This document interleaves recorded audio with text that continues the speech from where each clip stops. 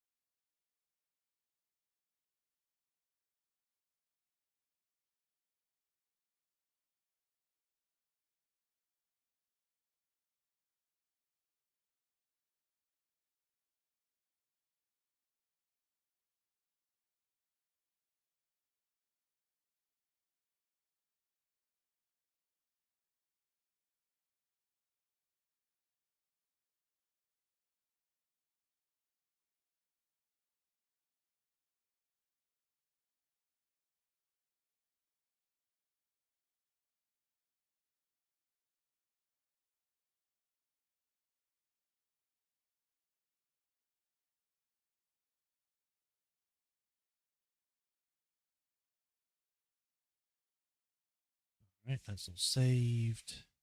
Let me make sure that this is properly done.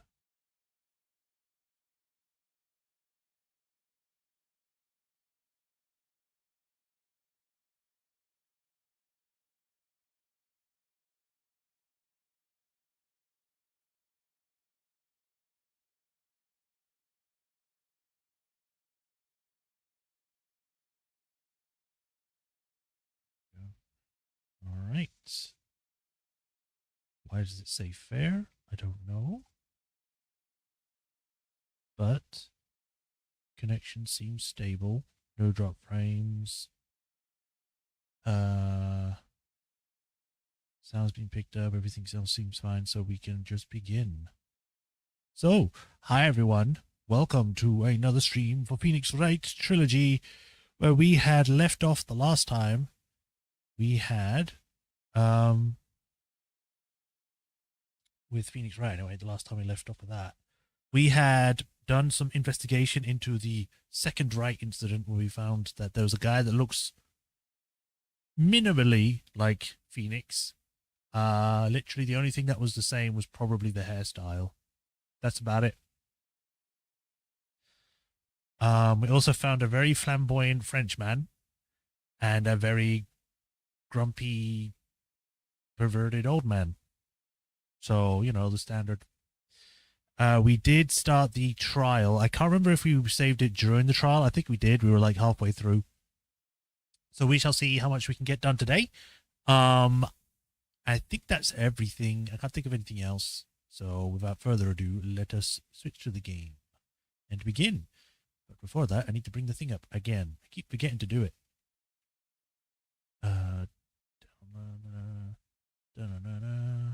Where are you? There you are.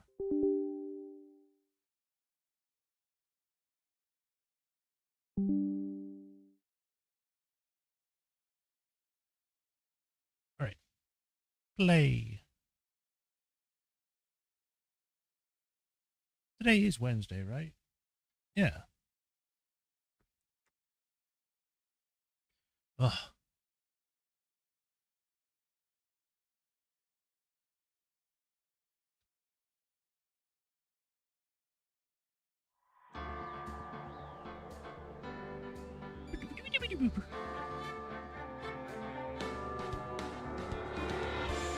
It sounds picked up.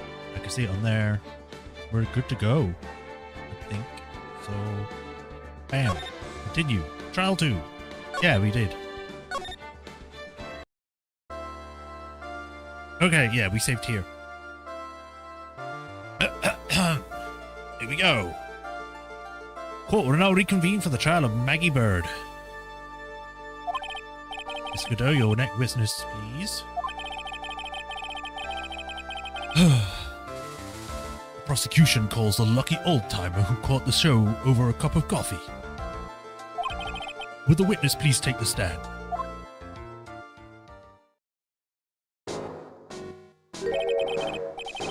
Name and occupation, if you don't mind.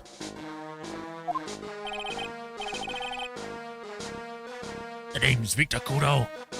Born and bred in the land of the rising sun. Honor and duty is what make me. Mind you, I can be quite emotional at times too. We don't need to hear about that, Mr. Kudo. Just tell the court your occupation. Why am I the one saying that? My occupation? Ha! Listen, youngin'.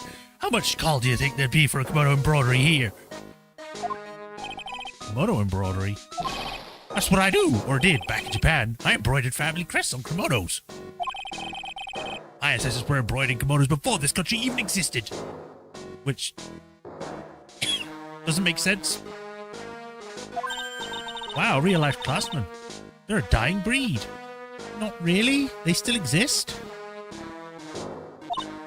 Hey, maybe he could embroider my costume sometime. Anyway, like I said, there's too much demand for that kind of thing here. There's not much. So I had to take a job working at the cash register at a burger joint, pretending to smile. That burger joint would have been better off putting him in the kitchen. Now then, witness, we're in the restaurant at the time of the incident. Or were you? Oh, yes. I was eating some seeds over a cup of javakino. Seeds? What do you think these are? I see. So you saw everything that happened, Gramps? Did I? Oh, yeah. Oh, yes, I did. I saw it all. Then please tell the court. We're all ears. Sure, sure. I'll tell you. I'll tell you every last detail. He's really getting into this. What I witnessed. The young man was reading the sports paper. The servant girl brought him a javakina, but she put something in it. The man took one sip of it, looked like he was in terrible pain, and then collapsed. That's the servant girl right there in the defense chair. I remember her well.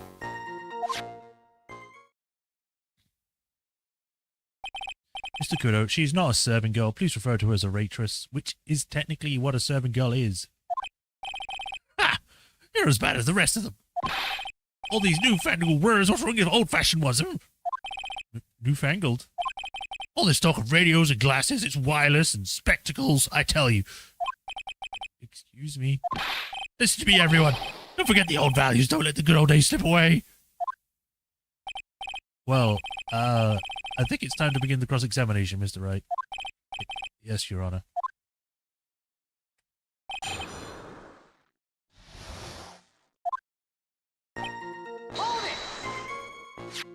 So you saw the victim then? You saw Glenn Elg? I wanted to know if Guston Braun retained his head championship or not. So he was looking at the sports paper the victim was reading, huh? And at the location in question, there are partitions between tables on the same side of the restaurant, right? So what if there are?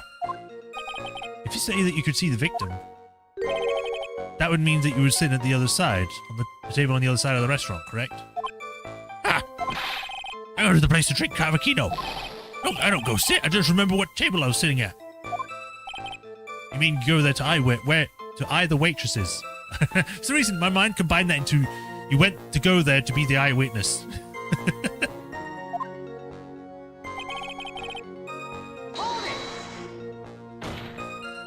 Mr. Kudo, this is a very grave accusation. Are you sure of what you saw? Mr. Kudo never makes mistakes. I dot every T and cross every I. I see. My eyesight's fine. The doctor said I only need spectacles for reading and driving. I bet his eyes are only really fine when he's scoping out his waitress.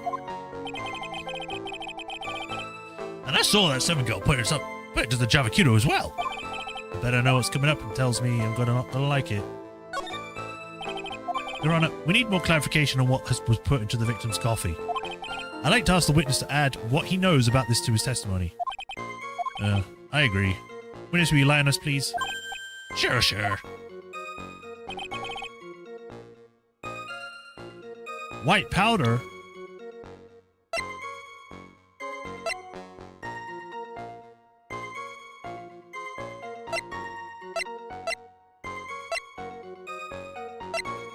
don't remember it saying that the powder was not seeable.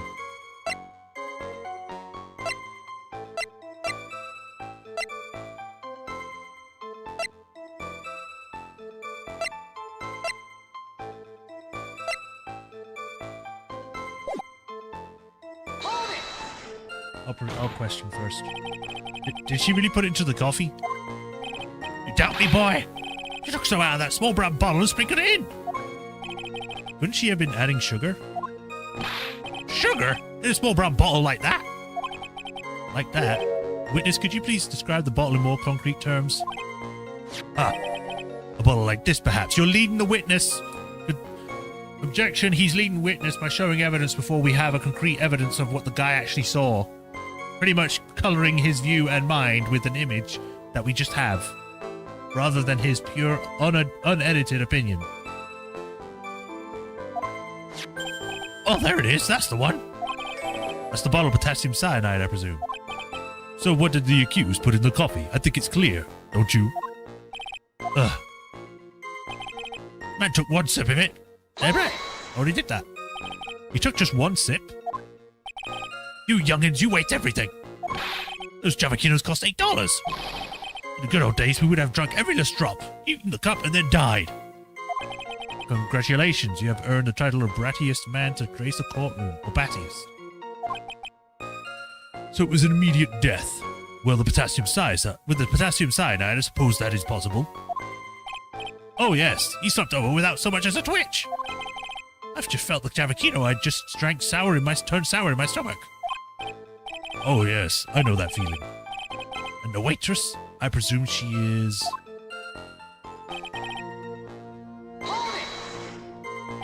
You said, I remember her well in the reference to the waitress. Did she have any particular features that you can describe her by? Particular features? Ha! It's a disgrace, that's what it is. Sorry? You can see all the way up her, you know. You're practically naked in that uniform. So the particular feature you recognize about the waitress is her outfit. But anyone could wear just in a uniform, even me. Mr. Wright, please spare the court any further mental anguish from that image. Don't get all excited, Nick. You gotta keep yourself together. What? He literally just described something that anyone can wear. How's that being excited? I guess I got a bit carried away. Ah, there are other things I recognize about her too. He's pretty sure of himself. What I should do? Sure, you saw a waitress take the coffee over to the victim. What matters is whether that waitress was Maggie Bird or not. Quite right. Mr. Kudo, these are the features that you recognize about the defendant. I would ask that you add them to your testimony. Sure. There was a ribbon in her hair and her apron straps were loose.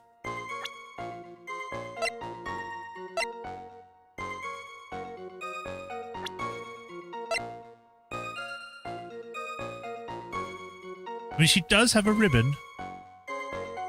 That's more of a bow. Although I guess you could say ribbon bow. I'm interested. Nah, obviously not.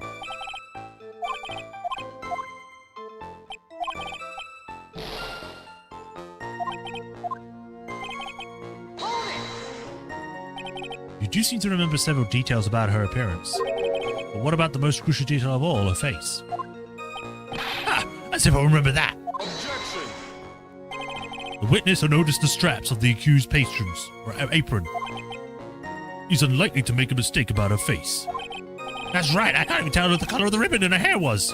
It was red. So do you see, there's nothing wrong with the witness's eyesight. There's no doubt he remembers the waitress pretty well. What should I do? I get the feeling there's something more in there somehow. Mr. Kudo, you seem especially interested in straps. Why is that? What? The ribbon in her hair, the straps on her apron, what's the fascination? Fascination? Objection! People have all kinds of fetishes, Trite. We don't need to embarrass the witness. Listen, you young substar. I haven't got some six-strap fetish. Is there any relevance to the witness's unusual love of straps, Mr. Wright? I was just curious as to why he was so fixated on the waitress's straps. I said I've got a strap fetish. How many times do I have to repeat myself? Very well. Continue with your testimony and make it strapless. You think old CD really saw Maggie do it? Well, he probably had his eye on the witness the whole time. That's why he was there. But he was there for the cute outfits, right? Not the waitress. I guess.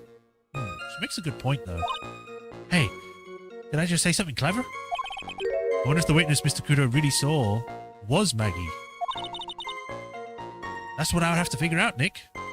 Or we.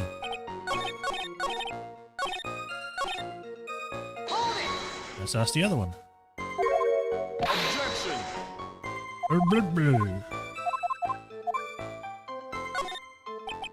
The identifying features you described are all things you would see from the back. So what? Is it possible that you never saw the waitress from the front at all? Objection. Ah! You've got guts there. He's got you there, Gramps. People normally talk about facial features when they are asked to describe someone.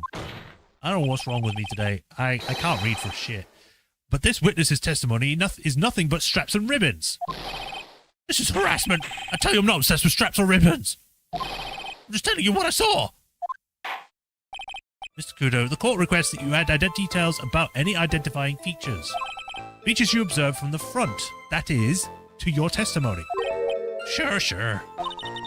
This old man testimony is getting longer and longer. If I can't find a hole in it soon, it'll be get even longer, I'll bet. Wasn't anything that caught my interest about her from when I saw her from the front. That's not identifying features. You didn't find anything distinct, but you did clearly see the witness's face, yes? No question about it. I ain't gone this far to back down now. Victor Kudo never backs down. That's not the answer I was looking for, but okay. This has turned into a matter of pride for old CD now, I guess. What if we really did see Maggie's face or not? Like I thought, we need some concrete proof of this. Proof that this old guy didn't see the waitress clearly from the front. Well, if he did, he would have noticed the big stains that were on the apron.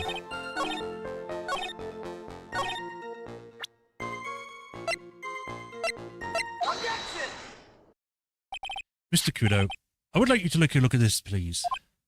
Ah, that filthy thing would just suit filth like you just perfectly. Actually, it reminds me of my grandson looks like just after he's done eating. Have you ever seen this before? Of course I haven't. You think I forget something as dirty as that, hmm? Well, you half-witted clot. What? What is it? Ever since I said you half-witted clot, there's been an eerie silence in here.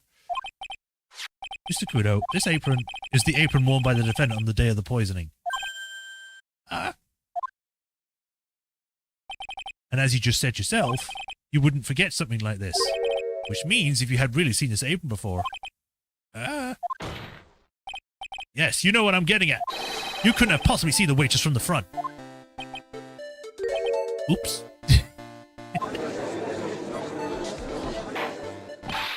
Witness, you can't just say oops your way out of this. Ha. Well. Looks like we have finally a genuine trail on our hands.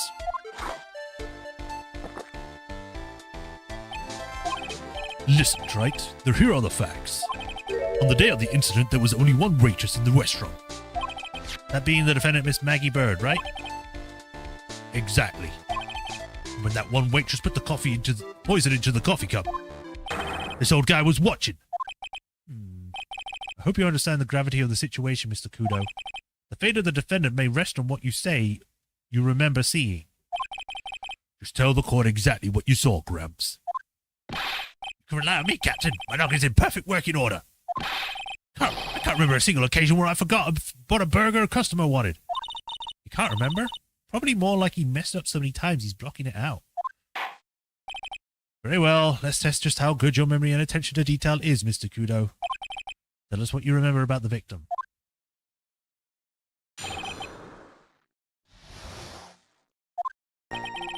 He was another one of those pesky young types wearing a broken pair of spectacles. He had a newspaper in his right hand, and the noisy brat kept rustling the pages. The young'un was listening to the wireless. I remember that well. Then the servant girl in question brought over the Javakino. The little fidget picked up the cup with his free hand and took a sip. The testimony we just heard was to test how credible the witness's memory is. It seems to me that he remembers the victim in a great deal of detail. Oh yes, I hate those you-know-what types who are so vague about everything. How are we going to handle this, Nick? We only need to do one thing. We just need to prove that the old man's memory is shot. Just trip him up, you mean? Isn't that kind of cruel? I suppose, but it's what I do best, being cruel. You'd think you'd run out of beans by now.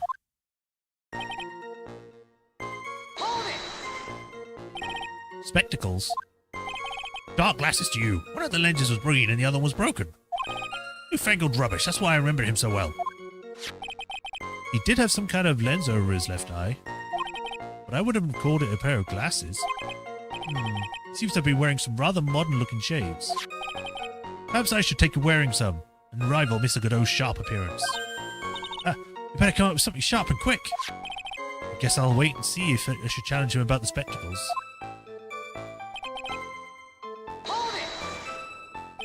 The newspaper was a sports paper, was it? That young hooligan? I nearly asked him, can't you even read without fidgeting? How was I supposed to be able to read the back page with all that wrestling going on? I need to find out if Gutson Braun retained his championship title. It was his paper, not yours. If you wanted to know so bad, why don't you buy your own? What are you looking at me that for, How dare you judge me? Ow! Ow! Gutson Braun got beaten yesterday, by the way. Anyway.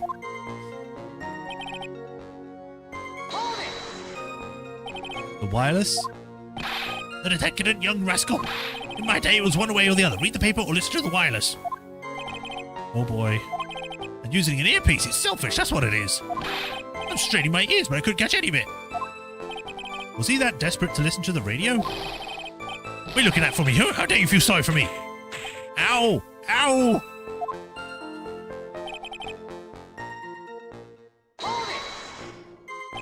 You mean the waitress? You only saw her from behind, right? You're one of those, aren't you? You never let anything go, isn't that right? Maybe. What does it matter if I saw her from the front? My eyes don't lie. Ow! Stop! I better not push it until I've got some hard evidence.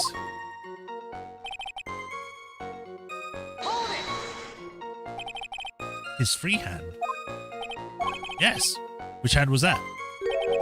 Weren't you listening before, cloth ears? I said he was rushing the paper with his right hand, didn't I? If his free hand was his right hand, then which hand was it, you moron? Ow! Ah. Perhaps the great Mr. Trite has 3 hands.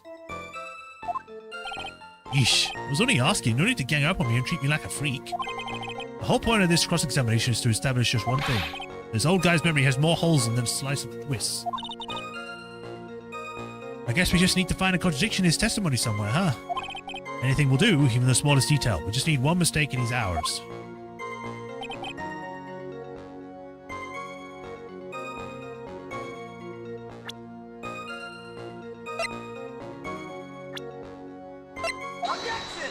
Alright.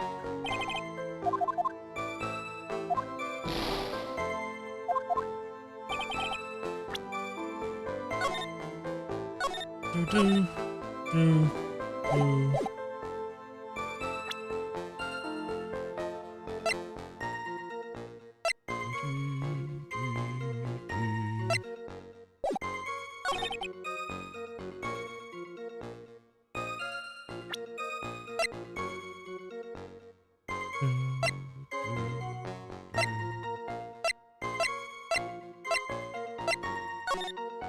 This one, I don't want to go to the next page.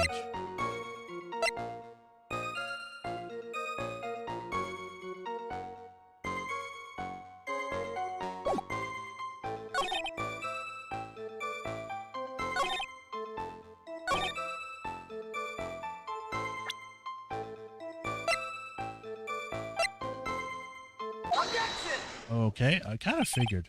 Mr. Kudo, do you remember what you told at the start of this testimony? That this was a way of testing your credibility of memory? I know. There's nothing wrong with my memory, I tell you, nothing. If I got anything wrong, I'll eat these seeds and sing the pigeon song. Care to tell us where this is going, trite? According to Mr. Kudo, the victim was holding the paper in his right hand, while drinking coffee with his free hand, which would have made it his left. Ha! What is this, kindergarten? But I would like the court to take a please look at this. That's the cup of the victim used, correct? Yes, and on the rim you'll notice the mark left by the victim's lips. Yes, there seems to be a stain left by the coffee. If you consider where exactly the stain is, you'll clearly see that the victim was holding the cup in his right hand. But how? Well, Mr. Kudo, the court is waiting for your epic performance. You said you'd eat those seeds and sing the pigeon song. Ah! Mr. Kudo, I'm afraid this is simply not acceptable. I think the witness... Wait! If you think I'm going to stand here and listen to you tell me I'm mad, or you're wrong. I don't care about a dirty coffee cup, I know what I saw. You still insist on your testimony? That young brat was holding the cup in his left hand. Oh yes, no question. I'm good at law-abiding citizen, I am. There's that dead young hottie of you, your spiky head yahoo. You were at fault. Who, me? I don't know why I say like that, but thank you, old man. We've heard quite enough from you already. Don't call me old man, old man. Been around for 68 years, I have. You can't ignore me. Listen to what I've got to say. God, my throat is just shot today. I'm sorry, Mr. Kudo, but... Sure. Why don't we hear a little more? Mr. Kudo? But this is my 16th cup of coffee. So this is your final stand. Thank you, Captain. You can rely on Victor.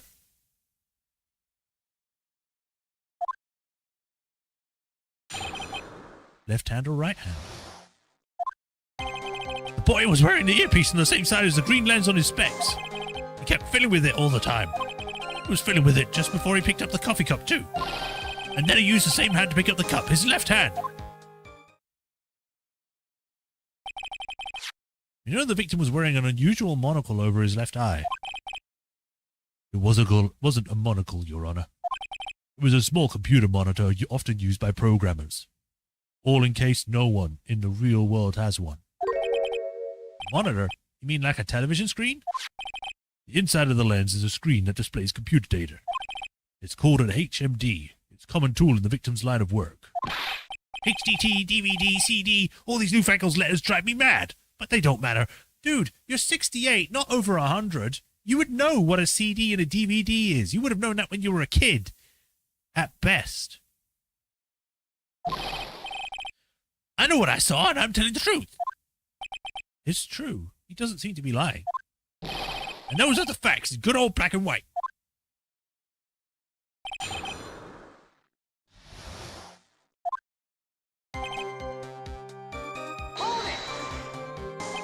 So the victim was wearing a HMD. HDT DVDs, what does it matter? It's none of them, actually, but anyway. And you're sure that he was wearing the earpiece on the same side?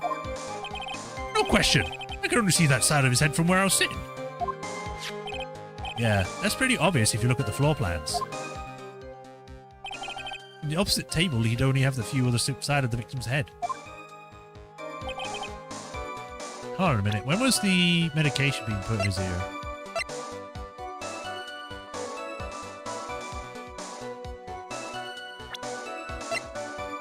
Left eardrum was ruptured, so he couldn't have had it in that ear.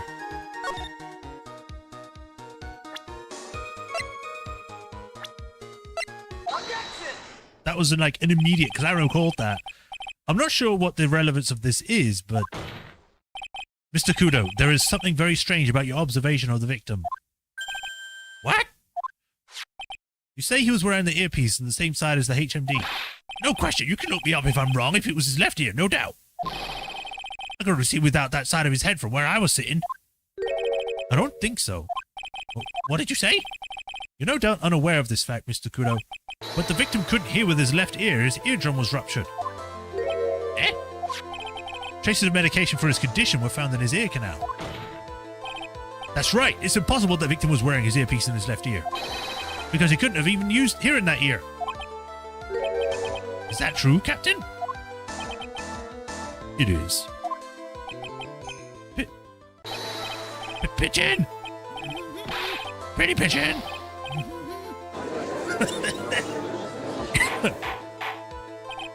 Order! The witness's testimony is clearly unreliable.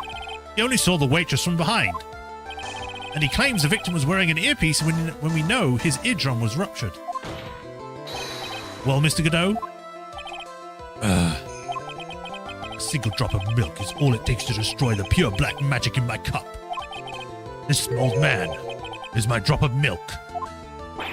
Captain, are you calling me a drip? This is the victim's coffee cup in which the potassium cyanide was found. The marks on the lip on the rim clearly shows the victim's picked it up with his right hand. I'll never back down, I know I'm right. The lad drank his Javakino with his left hand. Let me put you out of your misery. Clearly, the victim was used both hands. He took a sip of the cup that held in his right hand and then switched to his left. That's what the old man saw. Impossible. The witness has already testified on numerous occasions that the victim died immediately after taking just one sip of the coffee. Objection. Which hand the victim used to pick up his cup is irrelevant, Your Honor. The facts still stand. With one hand or the other, Mr. Elg drank the poisoned coffee. Like this. Sadly, Mr. Godot, that doesn't wash. The point of this testimony was to establish whether the witness's memory is credible. And the results are clear. He was wrong on two accounts. That means his whole memory is gone. The testimony given by this witness is useless. Excuse me. I believe it is time to conclude today's proceedings.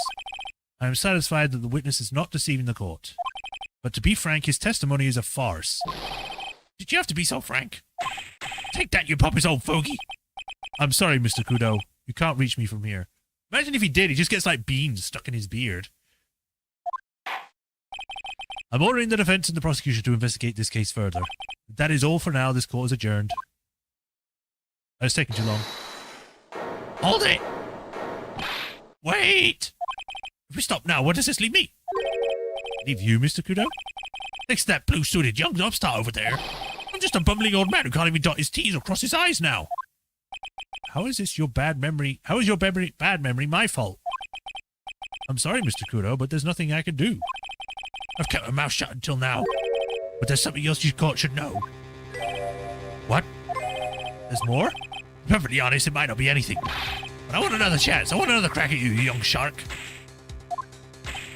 Me? He's looking at me like I'm some sort of evil shogun. Well, everyone, what do you say to one final showdown? The final chapter in this eccentric old man's scrapbook. Sorry, Gramps. I've already had my 17th cup of coffee. What do you got to lose, Captain? I'll give you all the Javakino you want if you come to my house after the trial. Maybe he's 68 years old, but the Victor Kodo is still a man. Which has nothing to do with making coffee, but sure. That's enough, witness. I believe it'll be quicker for the court to just hear your testimony. You bet! Much, much quicker. Can't believe this is happening. You better get ready, youngster. Get the picture. Just quit throwing those seeds at me, would you? He's got to be using some kind of infinite ammo code with that box of seeds. Yes, that's what I'm saying. He doesn't need to reload his seeds. Or his beans, or whatever. Final showdown. First of all, I want to stress that this might be nothing. I'm not too sure of it myself. The young boy slumped over the table as soon as he took one sip of his Javakino. Well, the clumsy idiot upset the vase. He knocked it right over. It broke and the strip cloth covering the table got completely soaked. Well, how about that? Turn things upside down now.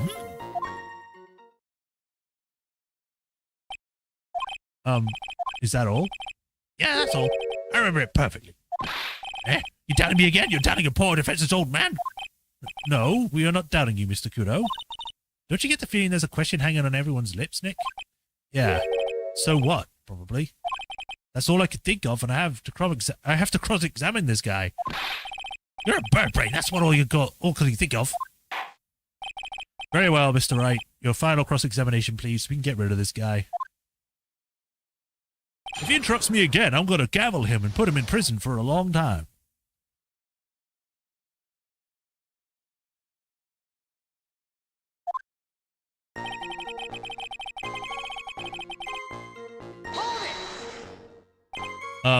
The court generally prefers that the witnesses are sure of themselves, Mr. Kudo. Noisy brat! I'm warning you, I'm more savage than a macho man right now. Macho man! Right, sir! We got 10 minutes of playtime! Yeah. Sorry. I don't know why I went into the macho man there, just because of that one line. I won't let you beat me with the final testimony. This is my final go. Ow! He's chucking those seeds harder than ever. I better be careful. Come on, Nick. Nail him. The court has already heard the testimony, Mr. Kudo. I know that. I was just getting in the mood. I'm setting the mood.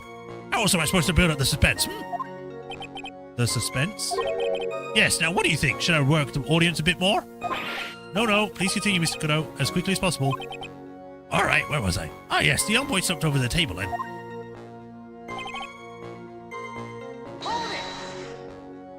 A vase, you say? Yeah, there's these vases all on the table in that place. They're all accidents waiting to happen. They're practically begging to be knocked over. Well, he's right about them there being vases. I do remember them seeing them too. There was a vase on the table when I ate lunch there. And you saw the moment when the victim actually knocked over the vase? Well, it's hard to say. It's a bit unclear. How do you really define... Okay, I get it. I heard it break, and the side of it burned into my memory as clear as day.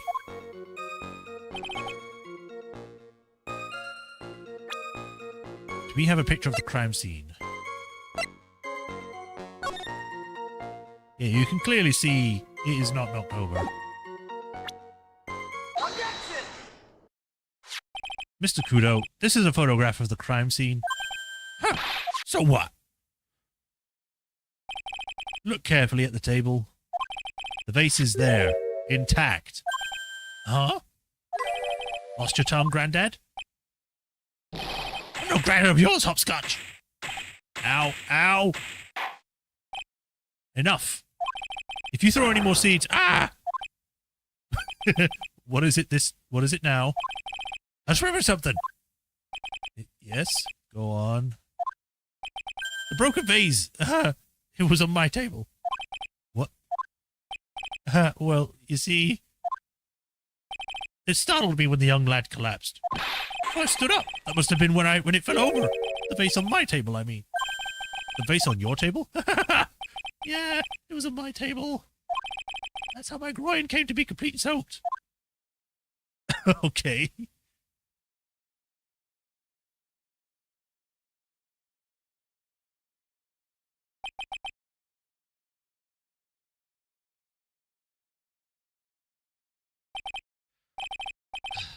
Thank you, Mr. Kudo. You certainly earned your kudos today. I'd like to ask a question now. Have I been of use at all? Perhaps that's something you should reflect on yourself, Mr. Kudo. Wait a minute. If that's the case, there's more. I've got more to say. Oh, yes, I remember something else. Bailiff, escort the witness out of the courtroom. Wait, listen to me!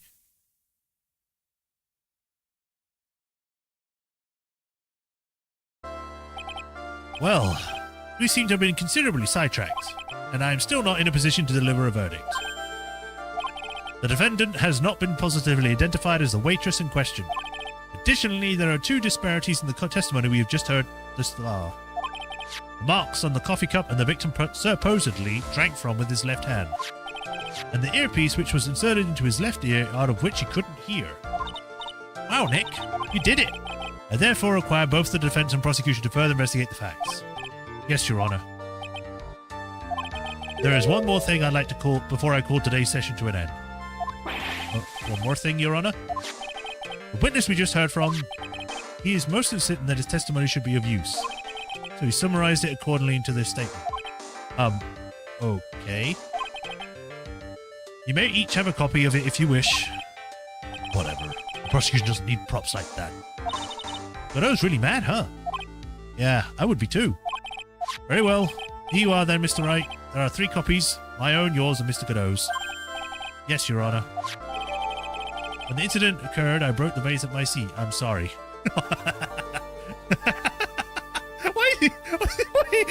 Why does he want to give that testimony? He's like, I broke the vase at my seat. I'm sorry I did that. Oh, goo. I'm sorry. This is more of a piece. This isn't a piece of testimony, more like a 5-year-old's apology. What the heck are we supposed to do with 3 copies? That is all. This court is adjourned. Objection. Wait a minute. There's more.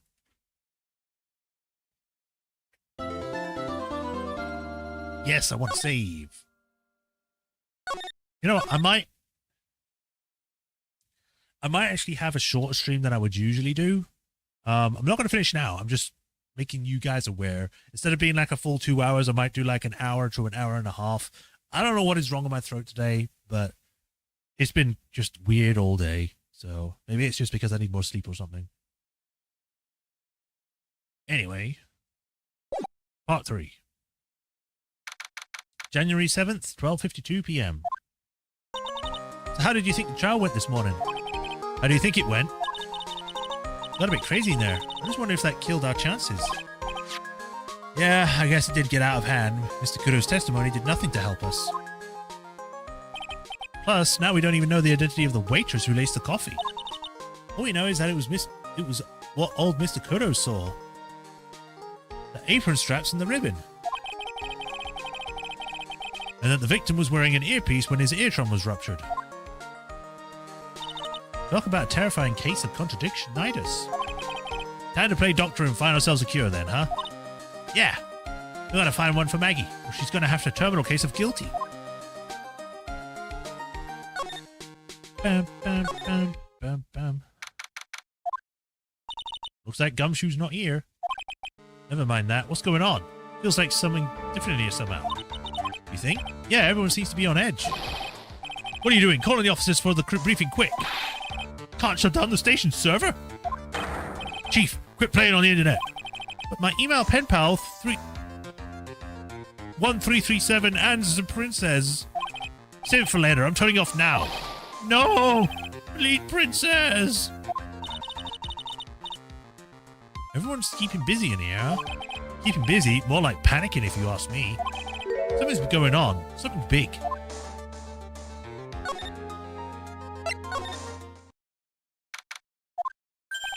I guess Maggie's still in questioning. But we've got questions to ask her too. Maggie! Maggie! Keep it down, Maya. This isn't a playground, you know. Trey Ben. Empty, as usual. Yeah, and it's lunchtime too. That's it. Come on, come on, come on. Hey, that sounds like... Now just call an 8, pal. Come on, I know you can. He's getting really worked up about something. No, that's the wrong number. Ugh. Looks like an 8 would have only netted me $5 anyway. What a rip-off. What's the problem, Detective Gumshoe? Huh? Oh, it's you. I was just... I was just listening to the radio, pal. To the radio? Hey, the detective's having lunch here. He is, and he's having the Twin Tweez set. Well, what can I say? Why? This is a nightmare. How am I supposed to look Maggie in the eye now, pal? You really drove her into a corner, you know. You always blow apart my testimony. Why of all today didn't you do it today? Sorry, there just weren't any holes in it for once. What do you mean? I went so hard on that we had the most contradictions and point-outs in that one testimony. What are you talking about? Why didn't I blow it apart today? Yeah, what happened? Usually your testimonies are like Swiss cheese. Swiss cheese? Could he have preferred crumbly like aged Parmesan? Anyway, this case has really been ruled on. Already been ruled on. There shouldn't be any holes left to find. So, did Maggie say anything to you about me, I mean? Well, how did she put it again? Can't believe Detective Gumshoe. I hate him, sir. I mean it. I don't want to ever see him again. Something like that. What? But please, Detective Gumshoe, I didn't mean... Why is this happening? He's banging his head against the wall, Nick. Oh man, poor Gumshoe. So, did you like the twin tea set? I never paid that much money for lunch before. I was so nervous my hands were shaking. So, how did it taste? Well, for 20 bucks, I guess. I don't know how to describe it. It was really delicate. Delicate? I mean, you liked it? It didn't taste bad to you? What's the matter with him? Looks like he's thinking. That's it. I've been trying to think of the right words to describe the taste. And I just realized it was bad. That's it. It tasted bad. It's just kind of hard to admit it to yourself when you pay 20 bucks for it, you know? Maybe he should have found out about the price after he had finished eating. Hey, Nick, maybe that's why Glen L came here? Maybe he heard about the super fierce twin tea set. If by fierce you mean fearsome. Speaking of Glen Elg, that reminds me. We still hardly know anything about the guy. Why don't we ask Detective Gumshoe what he knows, seeing as he's here? Sure, just read my mind. So, what were you all excited about earlier? Huh? That's right, you said you were listening to something on the radio. Oh, that's nothing. I was just excited. I wasn't excited. That's not what I said. Come on, Detective Gumshoe, you can tell us. Nothing really, I was just the, daily exercise show. Why is he lying? What the? A cyclock? This lunch special lobster sure is great. And why are there tears in your eyes?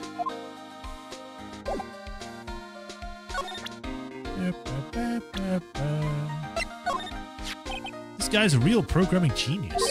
They called him the walking computer at the place where he worked.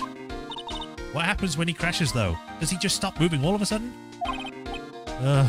He wasn't literally a computer, Maya. Anyway, there's nothing between Maggie and the victim. Yeah, that's what we found out yesterday, too. Hey, Detective Gumshoe, don't you have any information that's a bit more fun? Fun? Oh, I know. So, have you paid a visit to where Mr. Elg works yet? You might as well. His workplace? Where's that? A computer firm called Blue Screens Inc. or something like that. Sounds like a real stable company. This should be fun. Nick, let's go. Computers aren't really my thing, Maya, because, you know, I'm boring. We'll be fine. I know all about that high-tech stuff. I wonder about that. It's just around the corner from this joint. You should take a look. A computer firm called Blue Screens Inc., huh? Maggie's probably crying all alone right now, huh? Yeah, thanks to you. I'm so sorry. I'm sorry. Maya, don't torch poor Gumshoe's feeling in a cup of cheap creme brulee. Really crazy about Maggie, aren't you? No, I'm not. It's not that You don't have to hide it, Gumshoe. It's pretty obvious. Yeah, you're way too plain looking for Maggie, right? I'd arrest you right now if you weren't so right. Jeez. Maya, what the hell? Why are you being so mean? You know, in all my years, I've never seen a witness who was that confused before. Yeah, you look pretty confused by his testimony. Nothing against old guys, I like them all. But he sounded like he was pretty sure about what he saw. Yeah, and that's the impression I got too. Me, 3. But then, why doesn't even a single part of his testimony corroborate with any of the facts? You know what that chef said to me? Ooh la la, your body is full of dollar toxins. And then he gave me this bottle. What's in it? I don't know, the label just says juniper. I'll tell you what, this stuff works like a charm. I smelled like a rock last night. Oh, really? That's nice. Mr. Godot agreed to take this case just so he could face you, pal. He's working up a bunch of soap. Oh, we already heard about this.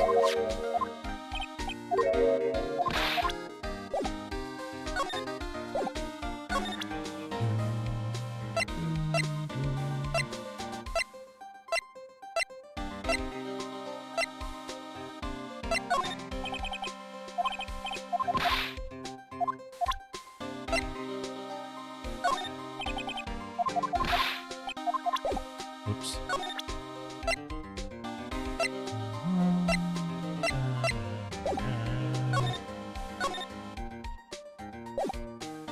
Rosie moved to the kitchen. Huh? Mr. Armstrong's talking to someone. Oh, it's her again. How would you do this voice? I'll be back next month. I don't know. I can't really do a voice that I'm thinking of. I'm thinking of like a kind of a tired voice, but also one that sounds similar to Raven from Teen Titans, where it's like got this. I can't do the throat noise at the moment, but you get the point. If you've seen it, you know what I'm talking about. With that weird, not weird, but that kind of tone and raspiness to the voice. I guess I could just do like a tired talk with like, I'll be back next month. Oui, naturellement. I'll be waiting for you. If you've got it by then, I'm afraid it might get a little hot around here. No, I will have everything ready. I promise. I love fire, you know. I love the way it crackles. No. Stop it, I beg you. I'm turning Italian. And don't let me down. I'll be waiting, watching you. My no, this is not necessary. You can trust me, mademoiselle. Talk to anyone and I'll drive a knife right through your heart. Oh no, you don't have to worry. You no worry. You worry far too much. Maybe this will help you relax. It is like oil of sandalwood. I do love raw meat from time to time. Ah! I'll be taking my leave. Goodbye for now.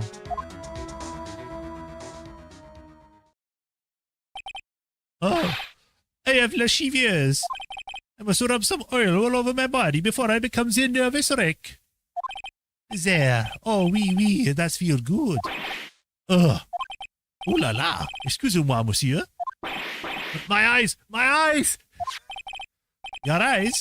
If you have trouble with your eyes, you eat this. The oil of sandalwood. Isn't it just leftovers of what you were just using? You don't exactly have many customers, do you, Mr. Armstrong? No, you are right, monsieur. But perhaps that is the perfect time for you to visit me, no? That way I can give you an undivided attention and cook you la dish supreme. Putting on a brave face, huh? That's what girls do, Nick. But you are right. Business is very difficult these days. Perhaps the name is the problem. People do not understand it. They think it's Trey. I just wanted people to think that my restaurant was exclusive. But they think you just serve fast food on cheap plastic trays? Nick, that's the kind of thing that can make a girl cry. Have you forgotten that Mr. Armstrong is a man, Maya? But this restaurant is my life. It is everything to me. I will defend it to la finale. No one will take it from me. So, who was that woman you were just talking to? Oh la la, you saw that? Well, yeah, sorry. So, who is she? She looks so polite and graceful. Polite? Graceful? And she likes raw meat and fires, right? We just saw this. We don't need a flashback to something we just saw. Natural model, fires. No, I will always promise everything. Think about it. Hey, Maya, I think it's pretty clear what kind of conversation they were having. You think so? Well then, let's show him that piece of evidence and see what happens. Is it about the debt?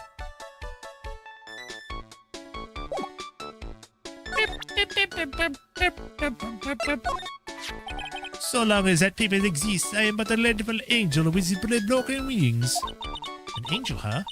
Doesn't bode well when you think about it. Oui, they kept harassing me month after month. In the end, I had to give in. I agreed to help them. Help them? With what? My bien sûr. If I did not owe them the money, I would have refused. But my hands are tied. Please, what did you agree to help them with? No, I cannot say. If I tell you that woman, she will slice me up and eat me with a salad garnish. Ew. I hope he doesn't mean that he'll literally be sliced up and served with garnish. I'm going to guess that woman has something to do with your loan contract, am I right? Ah! Please, Mr. Armstrong, tell us about that woman.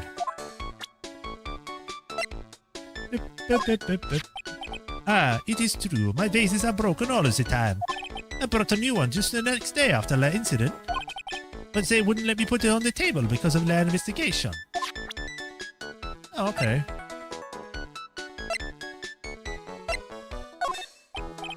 About this. Felicitations, man.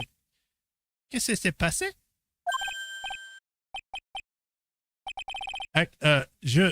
Je no comprehende.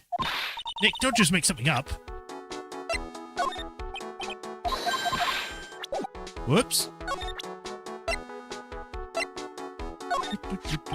If only I had taken the right lottery ticket. I would not have any debt right now. I would be free. Look on the bright side, Mr. Armstrong. You won $1, right? A lack of remorse for having stolen something. Priceless.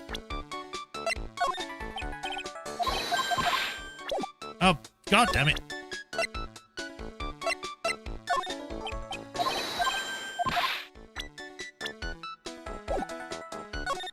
Beep, beep, beep, beep, beep, beep.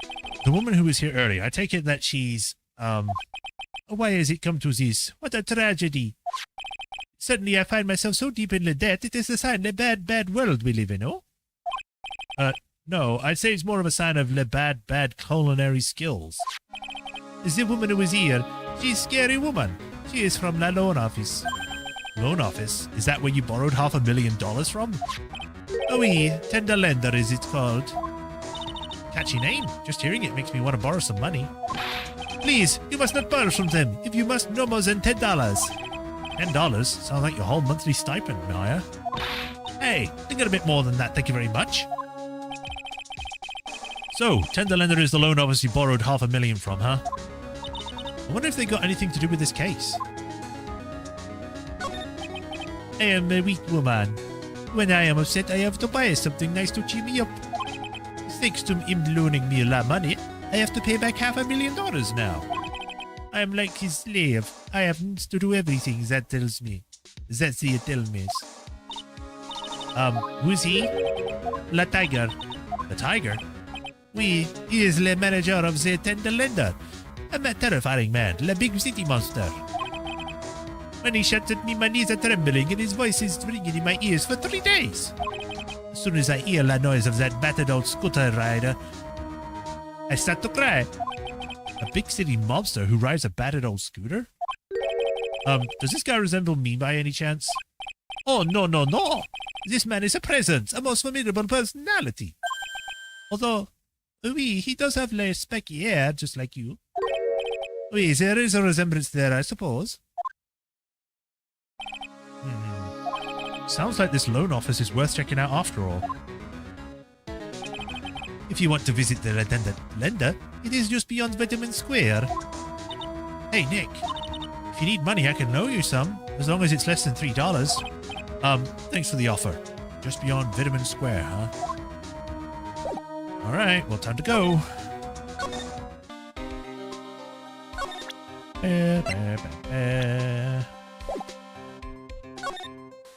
Vitamin Square.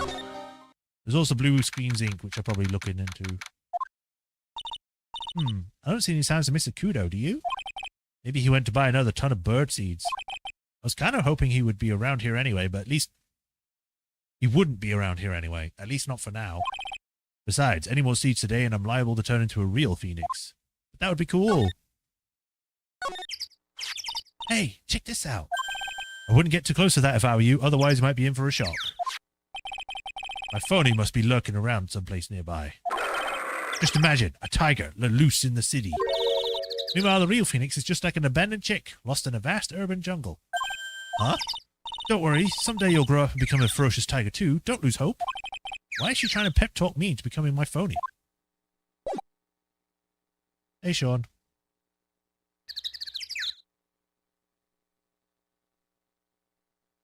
For a man who literally looks like an orange on steroids. Also, hello. Yeah. Go back to Trey Ben. And then go to Blue Screens. Oh, God. just don't understand why they keep doing the stereotype or whatever. Oh, why are we playing the hottie song? Wow, this place is so high-tech, you can almost smell the electricity in the air. It's a computer firm, Maya. They can't work without electricity, you know. Who are you? Oh, hello, robot. Why are you so high-tech? Just because they use computers does not mean they have robots. Or, I mean, it'd be cool if they did. Okay. Oh, hello. I'm sorry, access is restricted to authorized personnel only. This is a computer programming laboratory. There are far too many trade secrets that could be leaked. What secrets? Everything you see here is classified. No information can leave this building. Understood. Who is this woman? She's like a robot from some kind of whacked educational show. Why are you saying it like that? My name is Lisa something, Basil. Lisa Basil. I'm the company director. Director? She's a human? She seems more like a ghost in a shell. Oh my god. Why did they have to do that and make it a pun? And that thing over there, over her eye, isn't that the same device as Glenn Elg's? That's a DMH, right? Nice try, but it's the other way around, Maya. It's HMD. All of my programmers here at Blue Screen Inc. are supplied with HMDs. Then do you write programs too? No. I just enjoy wearing this. They are pretty cool. I wouldn't mind one. Why is the floor so dirty? Wow, look at all this mess. Looks like they're betting tickets. What kind of betting tickets? We're betting on which horse will win a given race. They're horse racing tickets. Oh, wow. His drawers are stuffed full of these. Looks like they're all losing tickets, though. Why does he keep them, though? Horse racing betting tickets found in Glenn Elg's desk. There's over 500 of them. This many tickets would get you, what, $1 down a recycling center? I didn't know you were so hard that you were trying to profit from the dead, Nick. I'm just taking them as evidence, Maya. Is that a sleeping bag down there? Whoa, look at this desk, Nick. What a mess. Looks pretty average to me. But you can't get any work done with everything all over the place like this. You think? Real whiz kids can work under any condition, you know. She's trying to hint that I should tidy my desk more. I'll clean up my desk when Maya stops asking silly questions. Now hurry then. Or no hurry. Hey, this calendar. What about it? If this is another hint about tidying, you can forget it. Someone's marked December 3rd in red pen. December 3rd? That's the day Glenn Elg was murdered. Is there anything else? Yeah. It says, meet with the tiger. The tiger? Glenn's calendar updated or added to the record.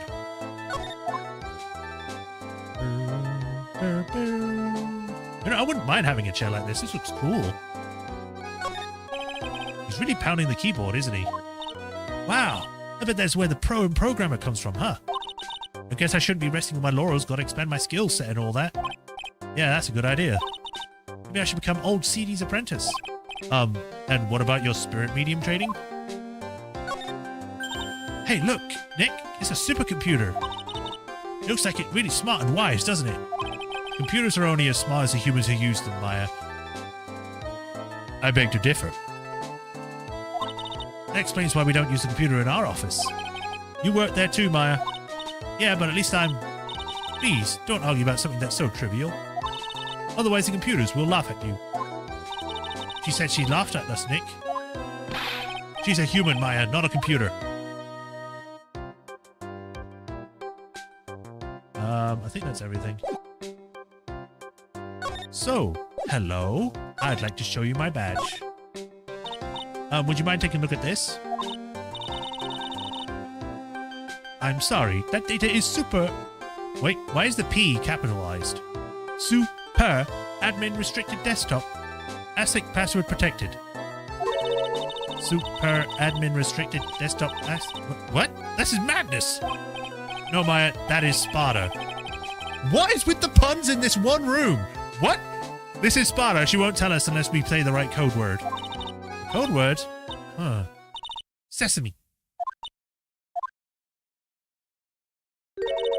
if it's not Sesame, then it must be her mother's maiden name.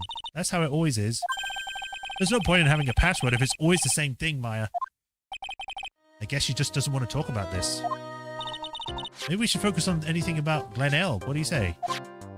Why is there such a long conversation with this one item that isn't what she wants to look at? Anyway, so what exactly is this business's firm? What is this firm's business? I will try to simplify it so that you can understand. We analyze the data management systems required by certain branches of industry, and then deliver optimum operating systems and source-level components to them. Huh? You lost me on the corner of analyze and management. It doesn't matter. They analyze stuff. You got that much right? The software we produce is distributed on CDs. CDs? Yes. Compact disc. Digital optical storage media. Of course, CDs are used for software as well as music. It is a small firm, but all of my employees are first-class programmers. Let's ask one of them what they are doing.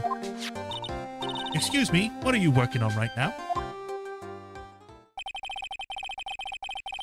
I'm researching the impact on logical access to shared global resources. Obviously, programming structure heavily influences response time and performance, so the co-dependency into variables and very overheads is virtually important to the success of the business. Oh, you get the idea. This is the sort of thing we are involved in. Do you good people follow all of that? Yeah. Your blank smile just said otherwise, Maya. Chair does look comfy. Why do nice things have to be expensive? Because people are greedy. Honestly, it makes sense if you remember that the case was originally supposed to come after the circus because of all the puns and the references. Yeah, I guess. But just in the one room? You know about what happened, right, Miss Basil? You mean about Glenn being poisoned? Yes, I know. It is terrible. Can you tell us anything about that might be helpful? I don't think so. A police officer was here earlier, too. But I couldn't tell him anything either because the waitress who committed the crime has nothing to do with Blue Screen's ink. Oh. How about Mr. Elm's desk? Have you cleared it out already? No, not yet. It's this one, right in front of you. If there's anything that might be useful to you, you are welcome to take it. I guess that might be a clue here somewhere. Well, I just picked it up. It's the tickets. Shady business, got it. There's all one guy in the circus. True.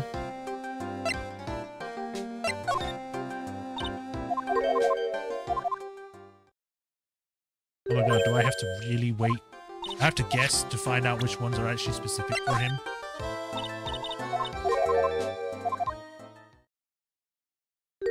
These are from his desk, and you wanted me to ask about them?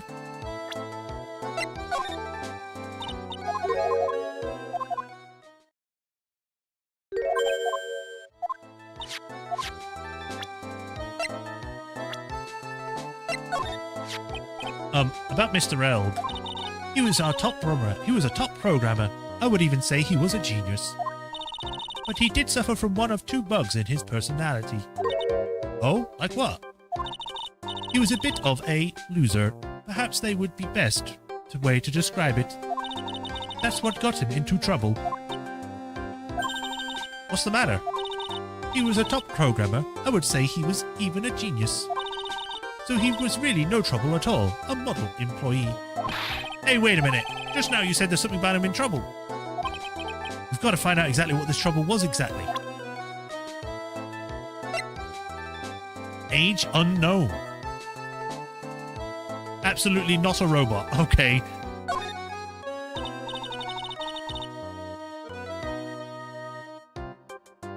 Would you mind taking a look at this? Blah, blah, blah, spotter, blah, blah, blah.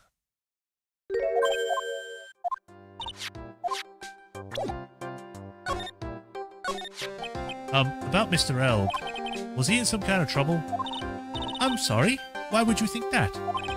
I thought you said something about it just now. You said he got himself into trouble because he was a bit of a loser. Oh. It's a threefer. 3 Cyclops? I guess Mr. Elg is like every other man with his own pile of secrets. Well, we've still got more places to explore, so let's go do that before we do anything with that.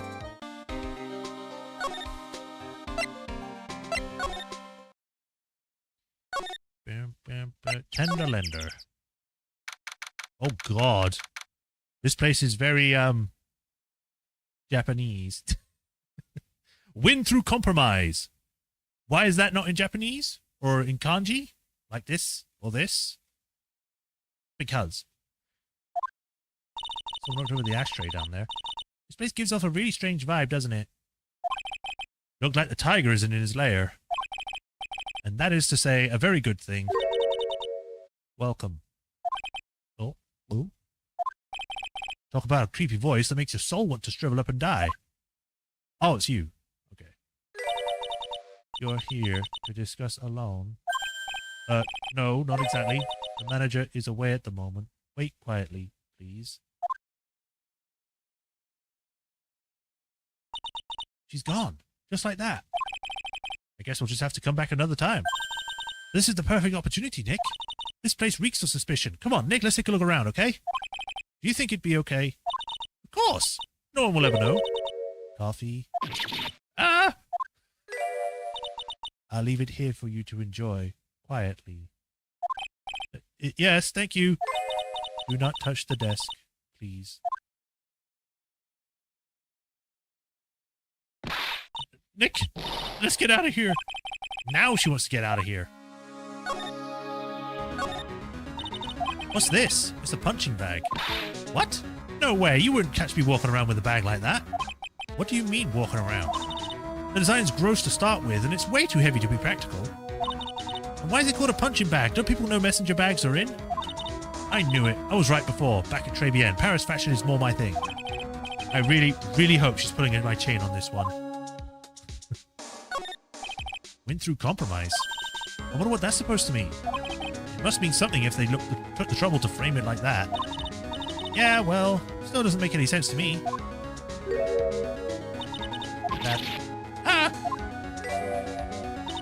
That's Tender Linda's guiding principle. Oh. Compromise the customer to win. Oh, I see. How about you, Nick? Yeah, well, as long as we don't have to compromise my hair, I'd say we're okay. That's one slogan no business owner should ever explain to their customers. Ugh. Let's see, this round doll thing is called a Daruma, I think. That's not what I clicked on, but okay. I figured I would read a book or two and be more cultured, in case you were wondering. You mean you aren't making stuff up for a change? Heh. I bet you also didn't know that no matter what, he's always right by himself. Go on, Nick, give him a good shove. Only if I feel like dying. Now, this yellow thing. This is a Japanese chess piece, I think. It's a king? Not that I'm an expert or anything, I'm more of a reverse-eye person, you know? Assuming she knows what she's talking about, these aren't exactly your typical mobster wannabe items. They're not trophies, are they? Ooh. Ooh? Hey, there's a piece of paper sticking out from under here. What is it? A repair bill? Looks like he did some repair work on his car. Does he even have one? 15,000 to replace a bumper and a light? That's insane! The car's registered to the Cadaverinis. Huh, so it's not even the Tiger's car? Why would someone else's repair bill be in the Tiger's office? Paid for by... Wait a minute, this is different. Is that a typo? Tigray.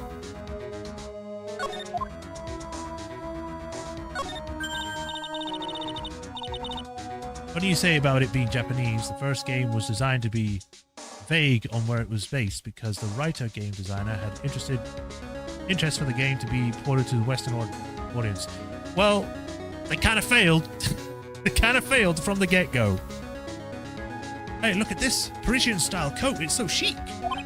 Looks more like a pimp coat to me. Guess I haven't got my eye for fashion. Hey, look at this. Decided to make references to Japanese culture. Oh, okay. This suit is the same color as the one you wear, Nick. The same color as my suit. Ah! Keep your voice down, Maya. Nick, you gotta take a look at this. some cake. Ah! I'll just leave it here for you.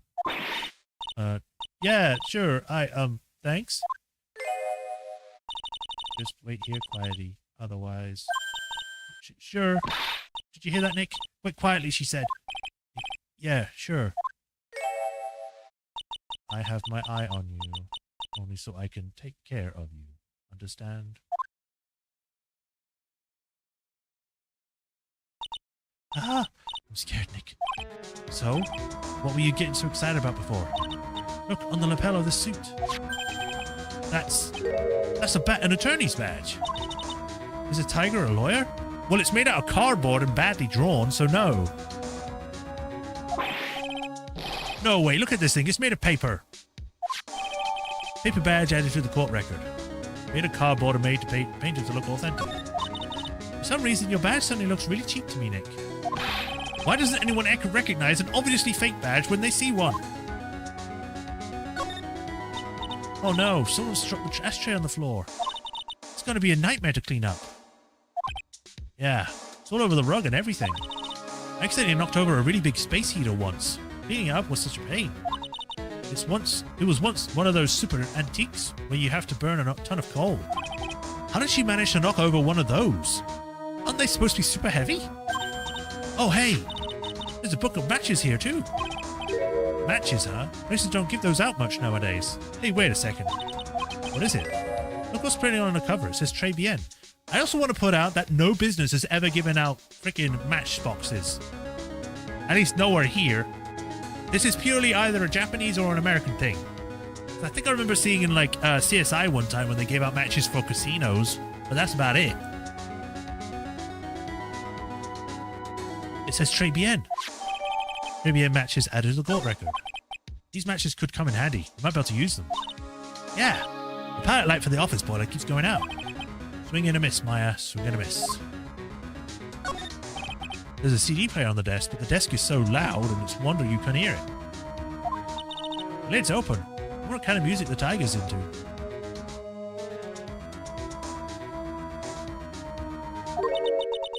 Have you finished the coffee? Ah! Yes, thanks. It was lovely. So, you drank it all?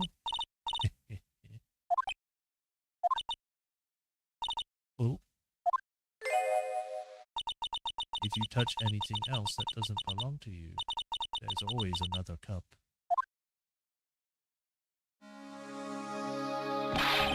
That coffee, it was laced with something. I'm almost sure of it. Nick, my stomach is killing me. Oh, wait. Maybe it's just the burger I ate for breakfast. I sure hope so. Better take a look at the CD while we're still alive and have the chance. What the? What? It's not the Rocco soundtrack, is it? Claw of the Tiger? It's a demo CD. The artist's name has been handwritten on the disc and the pen.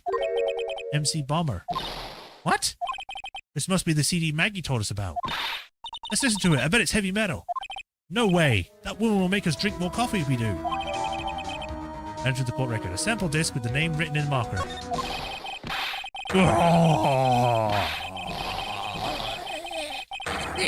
I wasn't prepared to do the wall. It's more of an American thing in my eyes to give matches away at bars and clubs. Ah! Come out from under the desk, Maya. What you was doing sniffing around my office for? Nothing, we're just... my precious carpet! You's got my ash on my rug. I've forgotten his voice already. I know it's not anything to do with a New Yorker accent. You're gonna have to wash your ugly feet. You never came through my door. It wasn't us. It was already like this. Yous want to argue with me? Is that what you doing? You think yous can take me on? I'm gonna flatten yous into pancakes and turn you into my new rugs. Ah! Oh. Don Tigre, you're back. That voice, it's like evil seeping into your head through your ears.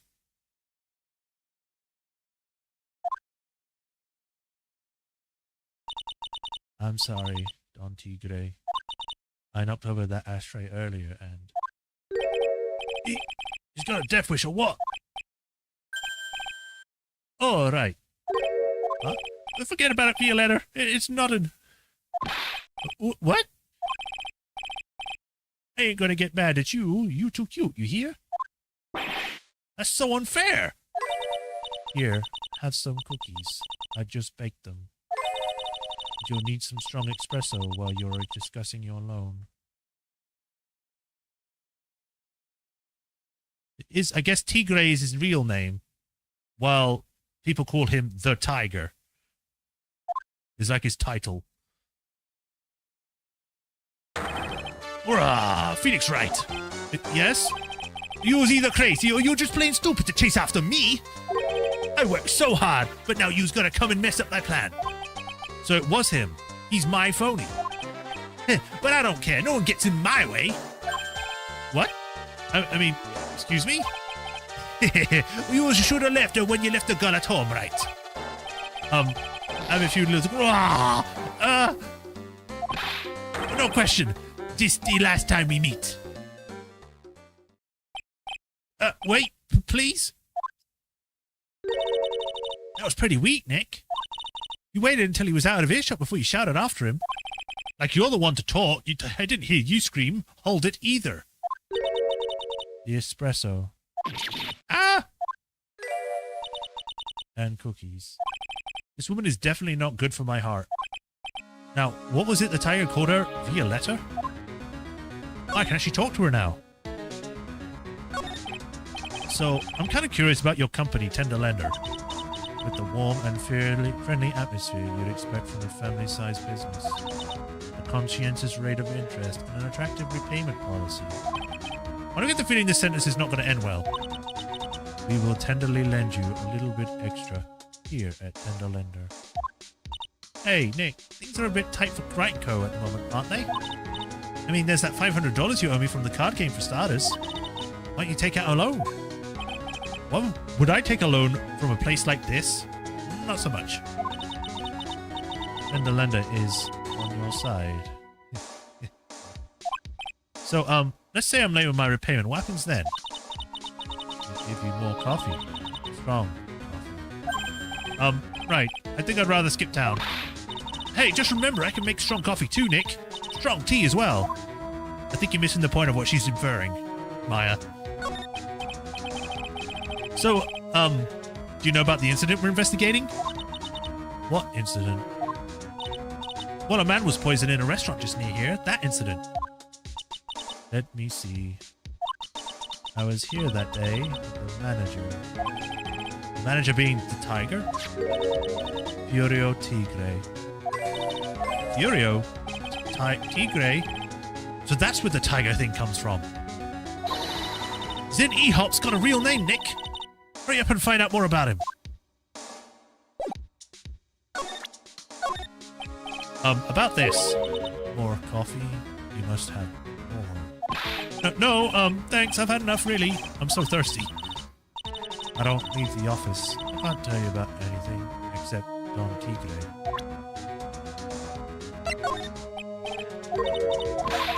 Whoops. You can beat Galacticus. Literally sneezing on him. I'm sure you can take him. Yeah.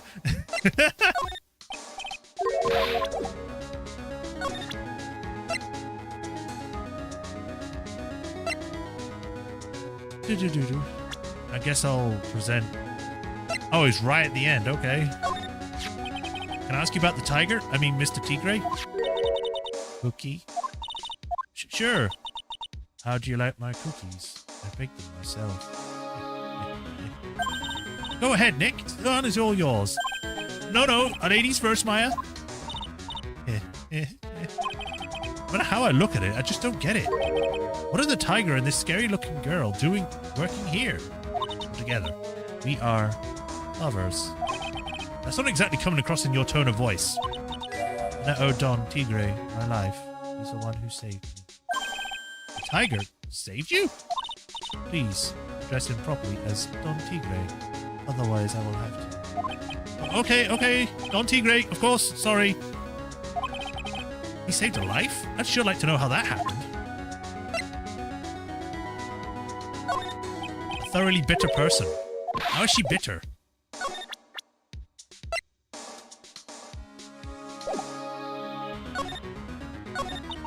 I'm very frail, you see. Just recently I died once. You died? About 4 months ago. The doctor said to abandon all hope. I guess they were expecting her to take a boat ride across the river Styx. Why are you describing it that way? But Don Tigre, he saved me. He gave up everything. Everything? When I found out what he had done for me, I was happy. No offense, but I'm finding it a little hard to believe. I decided I'd pay him back with my life by serving him coffee and espresso. You're kind of... The way that she's talking about it kind of reminds me of... I can't remember her name. The woman that was in Final Fantasy VII that is working with Sid on the rocket, but because of her, the rocket didn't launch, and then just basically spends her whole life making tea for him. Kind of sounds like that, which just sounds odd. Except, you know, the tiger is more afraid of her than Sid was scared of the other woman. I still wonder about what's in her coffee. So, is that why you've got the bandage around your head? This? So what's the story with the bandage? They put it on after the operation. Operation? It's just a little injury. A little fatal injury.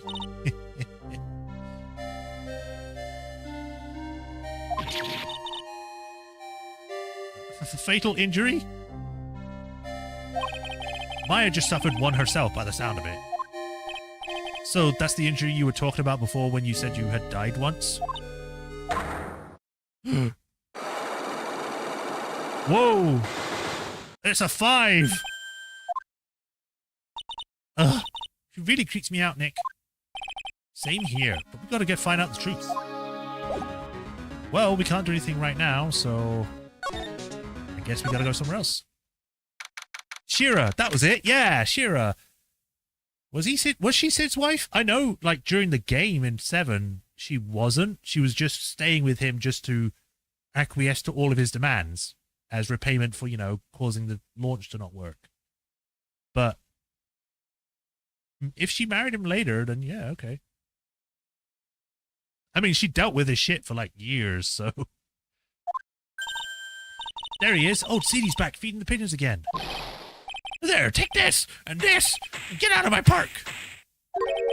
Like I thought, he's really mad. Come on, Maya. Just keep your head down and let's sneak away while we still can. What? Why? Hello, old man. What are you doing, Maya? Huh? Yeah. Hey, he just turned his back on us. I'm not surprised. I bet I really hurt his pride in this court this morning. Hey, Mr. Kudo. Pigeon. Look, we really need to talk to you, all right? Out with the demons. In with good fortune. Ow, ow. Seeds, shell splinters. Painful. Always knew you were a demon, Maya. I'm sorry about what happened in court earlier today. Ha! Everyone was talking about behind my back now. Dirty old man who was so busy looking at the servant girl's backside. Now you can't remember her face, a filthy depraved animal. No, not at all. Are you listening to me, boy? I don't care what you say, I saw the waitress put it in. She put some white powder in the young lad's cough, they'll kill you, know. We hear you. And another thing, the young layabout was wearing an earpiece. The same side as the lens that broke his spectacles. We're really sorry. So I made a little mistake about the face, so what? I know what I saw, I tell you. Okay, take it easy, please, Mr. Kudo. Don't tell me to take it easy, you spanky head brat. Take this! You said you were a craftsman, right? Modern world casts a craftsman like me aside in droves. Surely it's not that. I come from a long line of craftsmen, right back to the time of the Shoguns, and I can't be bothered to do anything different because I don't want to do the exact same thing for the rest of my life. Do you hear me? I didn't born a embroiderer, I was born one. Actually, I'm kind of in the same situation myself. I wanted to stick my fingers up to that dribbling old judge's nose. screamed right down his a-hole. Objection! Oh, so did you want to become a lawyer when you were young? I don't think that's quite it, Maya. I think he's just a bad mood, that's all. I've got a tsunami of frustration inside and it's ready to burst out. If we let him start rambling now, we might never shut him up. What should I do? I'll suck it up. Guess I better let him talk. So there's not much call for craftsmen in these days, Hen? Of course not, you idiot. All I'm good for nowadays is running errands. Errands? Everyone takes advantage of the elderly. Buy some bread, Gramps. Take the dog for a walk, Granddad. Feed the pigeons, old man. What am I, some sort of 2-bit community handyman? Well... Buy some bread. Now that's what I can understand. But that's the point of feeding some seedy pigeons. What do people say that when they mean? Get lost. That's what they're trying to say. Oh yes, I'm just an inconvenience, you see. At home, at the restaurant, I just get in the way, don't I? I'm sure you don't. Wait a minute. What did he just say? At home and at that restaurant? Hold up. By the restaurant, are you talking about Tribulations? Did you get asked to run an errand there too? Yes, I did. The very day that young brat was poisoned. What? Coal miners would feel the guy's pain with regards to craftsmen. Yeah, I guess. So on the day of the incident, what were you asked to do? Glad you asked, boy. Because I'll tell you exactly what I was asked to do. All of a sudden, that young lad slumped over the table. The servant girl collapsed. And I broke that vase. It all happened so fast, I'm a bit in the daze, you see. Then the owner shouted over to me. Excusez-moi, you scold the police. Call them yourself, I said, have to send back, but I didn't think of it at the time. So, did you end up calling the police? Like I said, I was in a bit of a daze. Did you call them on your cell phone? Ha! Well, I have something like those newfangled thingamajigs. I went out looking for a payphone, of course. You went looking for one? I couldn't find one right away, you know. One in around 5 minutes or so. 5 minutes? So for 5 minutes after the incident happened, yes, sirree, the totem was at Tribulations on his own. Why didn't you mention this in court this morning? Well, I would have if you'd given me the chance. You bullied me out of the courtroom. Thank you, Mr. Kudo.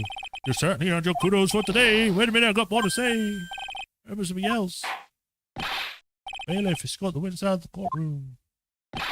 It's not my fault. You're the ones to blame. You could have at least told us before we got to court. Is it really that important Mr. Kudo was the one who called the police? What's important is the unaccounted time before the police arrived. The victim was dead, and Maggie was unconscious. Which leaves that man, alone in the restaurant. Mr. Kudo must have been chased out of the place was on purpose. What do you mean? Maybe he's certain someone didn't want him in the restaurant. Oh sure, could go ahead and say when I was in the way as usual. I suppose I should have been getting myself covered in pigeon poop instead, huh? We need to get more details of exactly what happened. From Maggie and from Mr. Armstrong. Alright, well I guess back to either the detention center or whatever.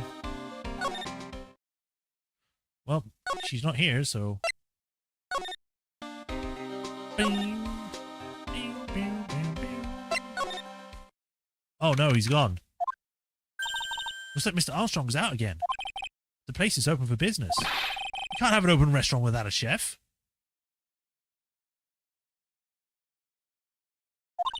Hey, it's not my fault, Nick. Don't take it out on me. Only a couple minutes after the incident happened. Mr. Kudo left the scene, leaving Mr. Armstrong here alone. Missing when we needed to talk to him the most. Maybe he's trying to avoid us on purpose? Was this book here before? Now this is one large mirror. I bet this is where he makes himself look pretty. There's a book on the dresser, Clovis Armstrong's Bedtime Literature. Oh, it's the poems.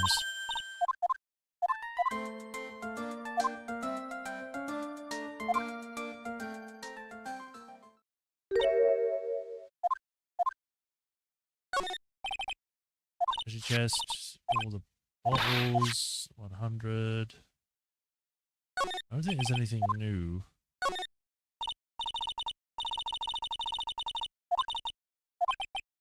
What a loss. That guy's gone. Yeah.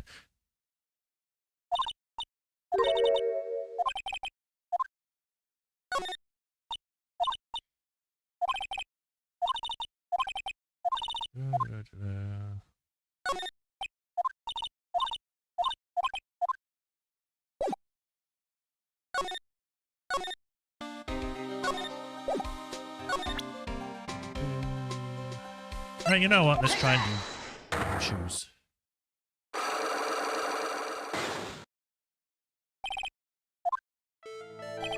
Alright, Detective Gumshoe, tell me the truth. What were you listening to? No way, pal. Now that you got a big thing out of it, I'm not going to tell you. We'll see about that, pal. Considering all the noise you were making while you were here, or listening, it's pretty clear what kind of radio program it was, what it was related to. Okay, not that one then. Well, Detective Gumshoe? That's it, you got pal. And how come I'm still seeing the lock? Guess I was wrong. Now, what was he shouting at when he listened to the radio? That's it. Come on, come on, come on. Now just call an 8, pal. Come on, I know you can. No, that's the wrong number. Seems so obvious, I better ask him again. You're not through yet. Considering all the noise you were making while you were listening. Race tickets? No? Well, it's either racing or it's bingo. Or not bingo, lottery. There we go. I'm right, aren't I? You were listening to the lottery results, weren't you? You thought you'd try to win big just like Glen Elg did. It's like you could see right through me. That was so easy. Huh? I cracked him already? See, pal? That's why I said it was nothing.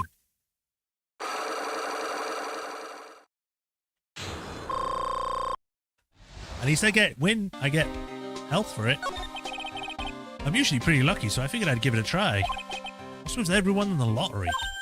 So, how did you go? I won 50 cents. I'd be better with nothing at all than a lousy half-buck. I was so mad. Yeah, I know the feeling.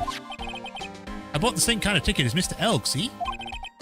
And they got this special radio show where they announced the winning numbers. Even do the drawings live on there.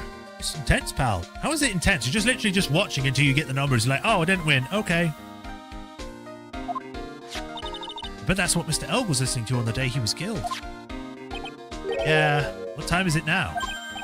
It's after 1:30. And are the lot results always broadcast at the same time? Yeah. Look, I've got the flyer when they brought the ticket. Millionaire radio flyer added to the court record. 10 minutes of your life every Monday at 1:30 p.m. They have a millionaire lottery every week? What? Millionaire radio? That sounds cool. I want to try it, Nick. Then buy a ticket, Maya, with your own money. Well, I'm going to head back to the precinct now. We got a big meeting starting in a bit. About Maggie's case, you mean? No, that's pretty much wrapped up now. There's another big case going down at the moment, so she's been pushed aside. Okay, well, see you later then. Bye. What is this big case? Has it been another murder? Oh, and he's back. You better get going, detective, or you'll be late. Actually, I kind of got a favor to ask. It's a big one. A favor? Yeah, it's for, Maggie, actually. I was kind of hoping you'd give this to her for me. What is it? It's a lunchbox. I got up early so I could make it. I've been real worried about her. She looked like she's lost a lot of weight. Let the gumshoe. How many weenies are in here? There's not a person on earth who could down this much meat. You think? I love weenies. Why are you calling them weenies? That's not what they're called. They're just miniature sausages. Or wieners. Whatever. Not weenies. I can't get enough of the tender juiciness. Is this supposed to be like an innuendo? So we give it to her? Took me ages to make, so please, we say you will, pal. I can't exactly say no, can I? Tenderly handmade lunchbox. Fills the stomach with love and plenty of weenies. Stop saying that. Maybe I'll eat it myself if I get hungry. Don't forget, okay? I'm counting you to give it to the Maggie. He's finally gone. Is she here now? Yeah. Oh, Mr. Wright. Hello, Maggie. Did they just finish questioning you? Well, they're just unbelievable in court today, sir. I'll stay up all night and blog about what happened, about everything that happened. I mean, you don't have access to the internet. That's me. Weren't you scared? It's pretty touch and go in there. Yeah, but you totally nailed that old man. Well, he was all over the place with his testimony. He's not the only one. Huh? What do you mean? Everyone else's testimonies don't match up either. Not with the way I remember the incident, anyway. Is it possible she's the one misremembering things? Maggie, you know how you said that everyone else provided testimony that doesn't match up with yours? What you remember? Yep, there are just so many things that don't seem to add up. The biggest contradiction is the other guy I saw at the victim's table. He was the one who slipped something into the victim's coffee. I'm sure it was him. But didn't Mr. Kudo testify earlier today that it was the waitress who put some white powder into the coffee cup? So you really think it was the disappearing man that did it? Well, he's not the only thing that disappeared. The CD vanished as well. You know, the CD with the writing on it? Oh yeah, the MC Screwdriver album, right? It's MC Bombermeyer. The name was scrawled on the sports paper as well. They never did find that CD at the crime scene, sir. Or the victim's medication. That's gone missing too. Ouch, my head. This is getting way too complicated for me. Well then, get out. You're not help anyway. That's kind of mean, but she's been mean this whole... Like, I don't know what's wrong with Maya, but she's been mean this entire case. I don't know why. You said that they passed out when the victim Glenn Elg was collapsed, right? Yes. So embarrassing. I mean, I used to be a cop. But when I came to, the restaurant was buzzing with police. Before I knew what was going on, they arrested me, sir. So between the time the victim collapsed and the time the police arrived on the scene, you have no idea what went on at Tribulations? No idea at all. Why, is it important, Mr. Wright? The other witness, the old man from the park, was pretty much chased out of the picture. Chased out of the picture? What do you mean? Old CD was inside the restaurant because he was told to go call the police. Exactly. And you, Maggie, were unconscious. That means Mr. Armstrong was alone in the restaurant for a brief period of time. No. You don't think Mr. Armstrong set me up, do you? When you consider the facts, it's hard to imagine that Mr. Armstrong wasn't involved in this at all. It's like the master biting the paw of the dog that it feeds. Are you sure about this, Mr. Wright? Well, the old man said as much when we spoke with him earlier. I don't know. The things that man says don't add up for some reason, sir.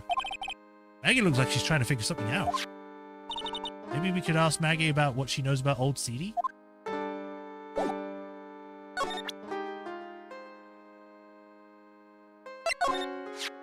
That's the paper the victim had with him, isn't it? That's what we think, madam. I kind of remember him actually having a paper. And I remember something about this MC Bomber, too. It was written on the CD that disappeared as well, wasn't it? I don't suppose it makes any difference if there was a CD or two, right? Just thinking about the trial that day gives me the creeps. Was it that bad? Don't forget that was my phony, not me. He was supposed to say, surely the defendant isn't the real criminal. But instead he shouted, surely the defendant is the real criminal, by mistake. Oh, ouch. Like I said, that was my phony, not me. I don't want to think about it anymore.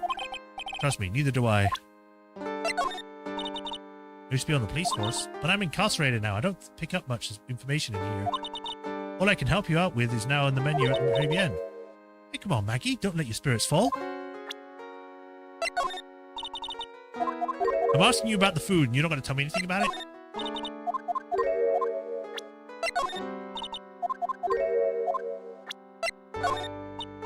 I feel much better after the trial this morning.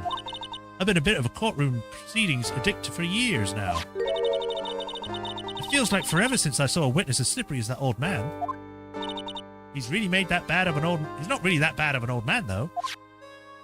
Still, I feel a bit uneasy. Huh? I thought you just said you felt much better. Maggie, if there's something on your mind, you've got to tell us. Especially if it has anything to do with Mr. Kudo or his testimony. Roger, I'll spill it all and see what you make of it. I'm going through each individual item on my list.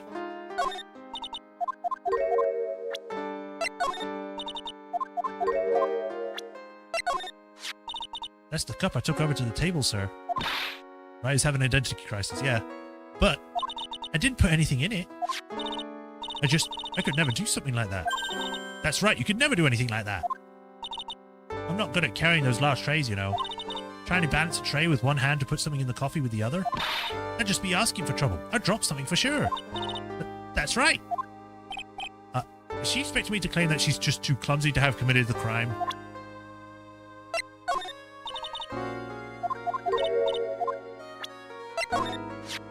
Oh, yeah, that's from when I was carrying a customer's breakfast over to them. The ketchup spot, you mean? My whole face was fire engine red thanks to that stuff. But you spilled the ketchup on your apron, didn't you? I don't see how... The ketchup-covered omelette went flying and hit the customer in the face. What the hell? Did you just throw an omelette at someone? Oh, talk about a tomato red face. Makes me wish I could have seen it myself. Yeah, I guess. It was kind of a sight to behold. Potassium cyanide? I never heard of that poison before in my life, sir. Okay, maybe I have. But I've never seen it before, that's the truth. I wouldn't even know where the nearest potassium cyanide dealer is in the first place. Well, first you don't go to a dealer just for potassium cyanide. There isn't potassium cyanide dealers just walking around the town. It's like, hey, you want some cyanide? Potassium cyanide dealers? Sounds like another group of drug pushers to avoid. In any case, this definitely isn't something you can pick up just anywhere. Ooh, trust my rotten luck. Criminal must have snuck the bottle of my apron when I was unconscious.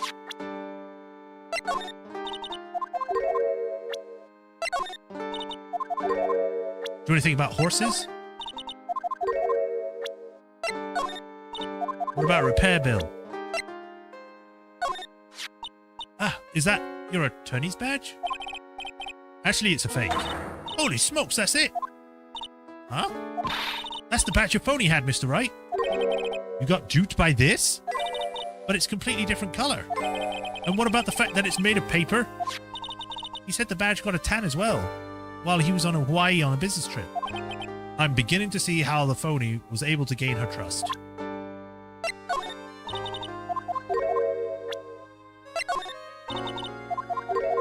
You're not even going to say that this is the CD?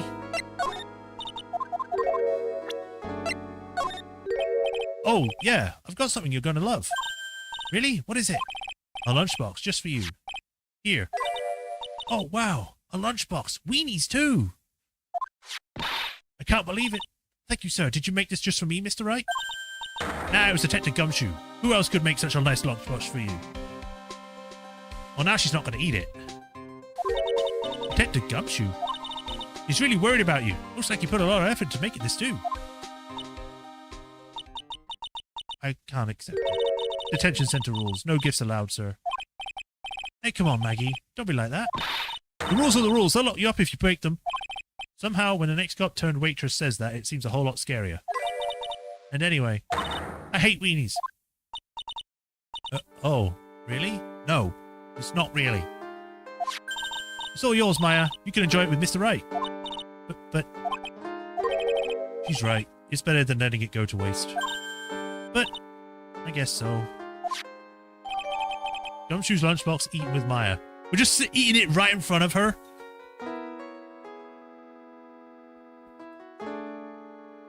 Because everyone is a goddamn idiot in this universe. Yeah. Well, how was it? That hit the spot. I love weenies. Oh, good. I'm glad I gave it to you then, sir.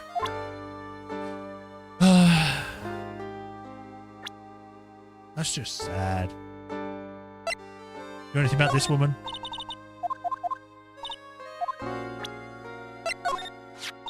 Back when I was an officer, Detective Gumshoe always looked out for me. But today was the one... I was the one who had to look out for him, trying to incriminate me the whole time. You got to remember, Maggie, Gumshoe's a detective. He has got a job to do. My old boss. I thought at least he'd be on my side. He is on your side. You can't fool me. I saw him in court today. I felt like a poor little baby woodpecker being pecked by the head by his own mother. Gumshoe's testimony was pretty solid. No wonder it hurts so much. I hate him, sir. I mean it. I don't ever want to see him again. Ouch. I think I just saw Gumshoe's chances go down in flames like the Hindenburg. I don't think it's getting through to her that he really was trying to help.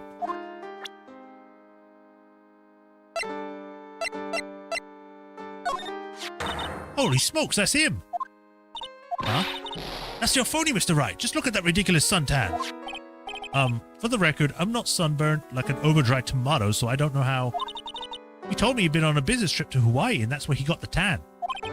I'm not hearing this. Is there anything about Mr. Kudo's testimony that stood out to you as odd? Actually, yes.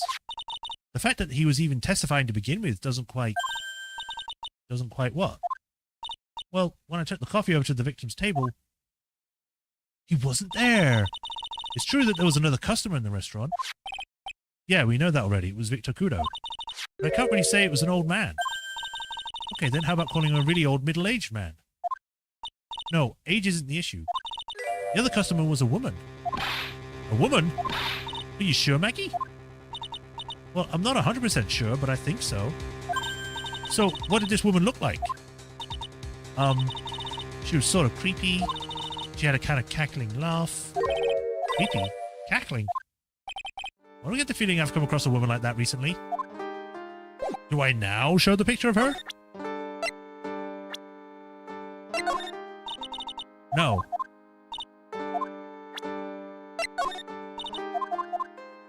Well, I've shown all the evidence. You're good to me after 5 from the force. Do with this. Well, in the time between the victim being poisoned and the release being called, the victim and the person who was attempting to do anything was Mr. Armstrong. There was no one else there. Except for the woman she just mentioned. He wouldn't set me up, would he? I already spoke about this guy.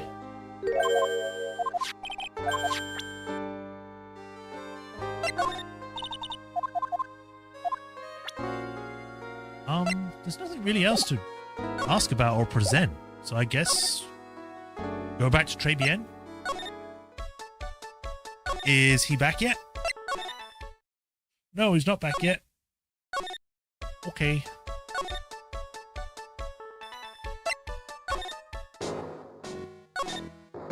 Maybe I have to present stuff for her. I can at least have a check. How long we got left? Oh, I actually gone over what I said I was going to do. That's fine.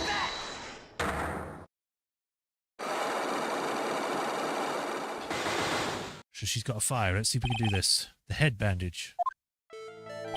You said that bandage around your head was from an operation? You also said you suffered a fatal injury to the head, correct? Yes. Operation was very difficult, apparently. Now, by fatal injury, you mean you were hurt very badly somehow, right? Did the injury in question have something to do with this? The car insurance thing. I have here a car repair bill. From this, it seems pretty obvious that this car was involved in an accident. Let me see that. This bill is made out to the Cavaderinis? Yes, it is. I don't think I ever introduced myself. Tell me, what do the Cavaderinis have to do with me? Something tells me she's not about to say hi and introduce herself. Alright then. Your relationship with the Cavaderinis is very strong, and this is why. We don't have anything for that. All we know is that her name is Violetta. So we don't have any evidence to show this connection. So never mind.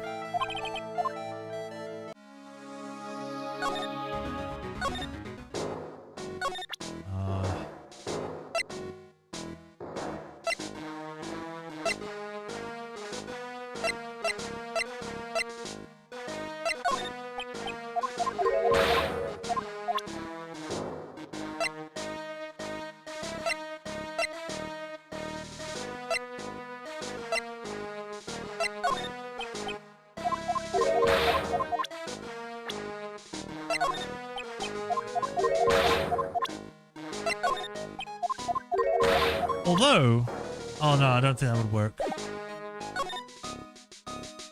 I guess we could try the blue screens. We still have to do his, so... but I don't think we have anything here.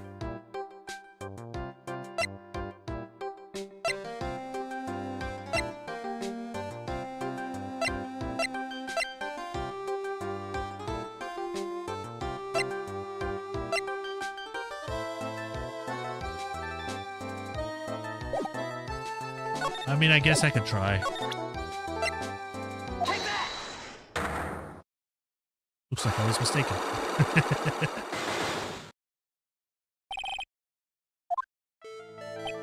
So, how about you tell me what kind of trouble Mr. Elg was in? I'm sorry, sir, but we don't deal with troubleshooting here. Perhaps you'd like to speak to someone in customer service? What's she talking about? I guess I better take a shot with her and see what gets me.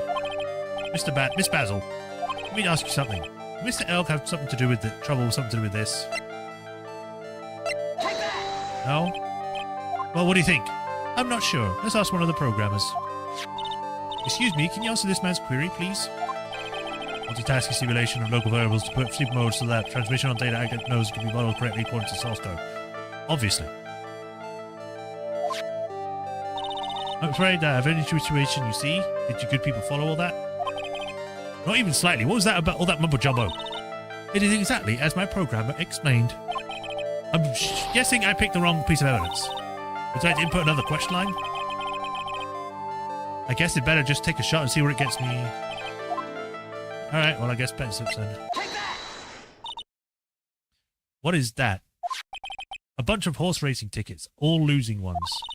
With that many tickets, you could get $1 at the recycling center. You good people are very, very bad. Cashing in on others' misfortunes is immoral. Is that a whiff of hypocrisy I smell? But what is the relevance of these tickets? The victim, Mr. Glenn Elg, he had a gambling habit, didn't he? I don't think that's a logical conclusion based on the facts. Everyone likes to go to the races from time to time. I don't. But then I've never gone to the races, so... I'm not everyone. Yeah, but not everyone buys this many tickets. Anyway, I don't believe that proves anything on its own. Alright, but I'm not through yet. Mr. O's gambling wasn't restricted to horse racing, was it? The lottery, horse racing. He bought a lot of tickets and lost a lot of times. That's got to have hurt his wallet pretty bad, don't you think? Maybe bad enough for the to cause the cause of some pretty serious trouble, perhaps. No. You're right. Glenn did have a gambling habit.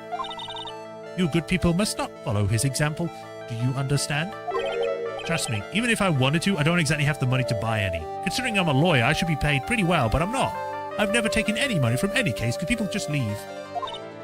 But if you win, there's no problem, is there? And Glenn had a winning ticket, didn't he? For $500,000? Yeah, but it's hard to imagine how he could have been in trouble then, isn't it? Just because he won once does not mean he wasn't in trouble before then. I don't either, and I hate losing money too. Oh, yeah. It's true that Mr. Elg won $500,000 in the end. But that was his first stroke of good luck. Deep trouble? What do you mean? Mr. Elg's real problem was someone or something more terrifying and ferocious.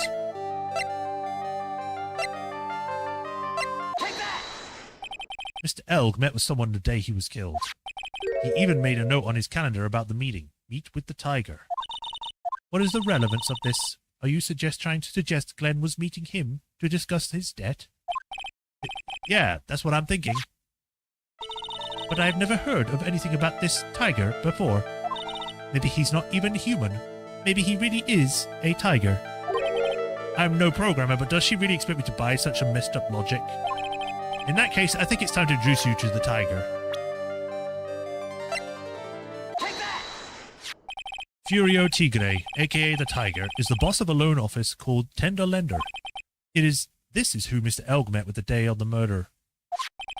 And the only thing a loan shark would talk with him about would be his debt. No! It's true that Glenn had racked up quite a bit of debt from his gambling habit. About $100,000, I think. $100,000? Ouch! But I heard he won the lottery, so he should have been in the clear. Shame Maggie couldn't get a bit of that good luck. Okay, so the guy who got lucky and won the lot. So the guy got lucky and won the lottery. But what if he hadn't won? What was his plan then? Well, this isn't easy to say, but he said he would use his talents to repay the money. His talents? I suspect he's talking about programming. What? Computer program is worth $100,000. Perhaps you good people should leave so I can get back to my work. I'm so close to cracking her. The program in question, was it by chance this? The CD. No, not the CD. This is a very delicate matter. Without the necessary data, there is really no way I can access the information. I know Mr. L created some sort of program. She can't deny it if I show her the program itself as evidence. So close to cracking her.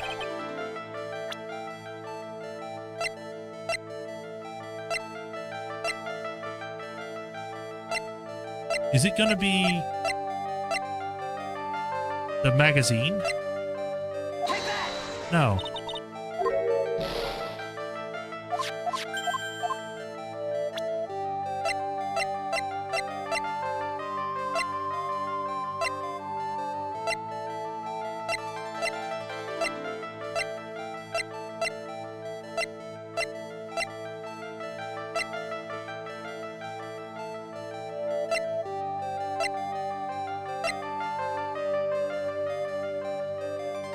I'm fairly sure it's this, but I can't.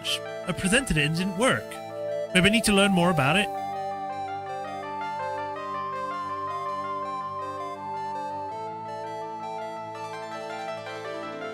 Yeah, I think I need more information for this to actually be the thing that is going to be shown. So I might need to come back.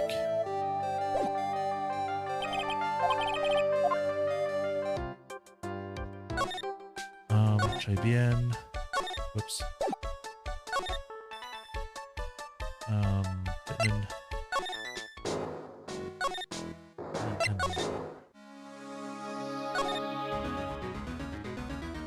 Oh. Mr. Investigation. Gold, Nick. It's solid gold, Nick. Gold. Just look at that shine. Only real gold shines like that. Would you really want such a shiny desk, though? I don't know, but let's see what it's like to sit at a solid gold desk. Wow, I'm completely dazzled. That's because it's completely dazzling. I can see up my nose in the reflection. That's got to be really distracting. So the desk isn't practical. No surprise there. Maybe present it to you? Whoops.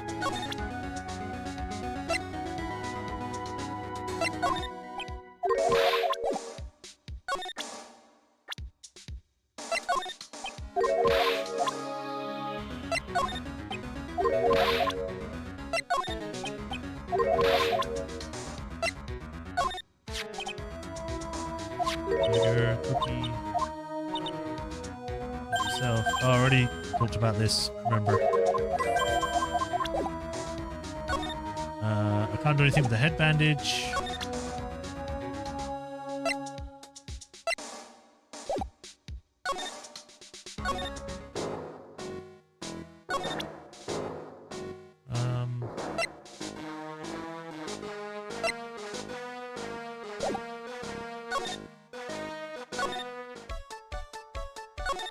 Is he still not back? Maybe.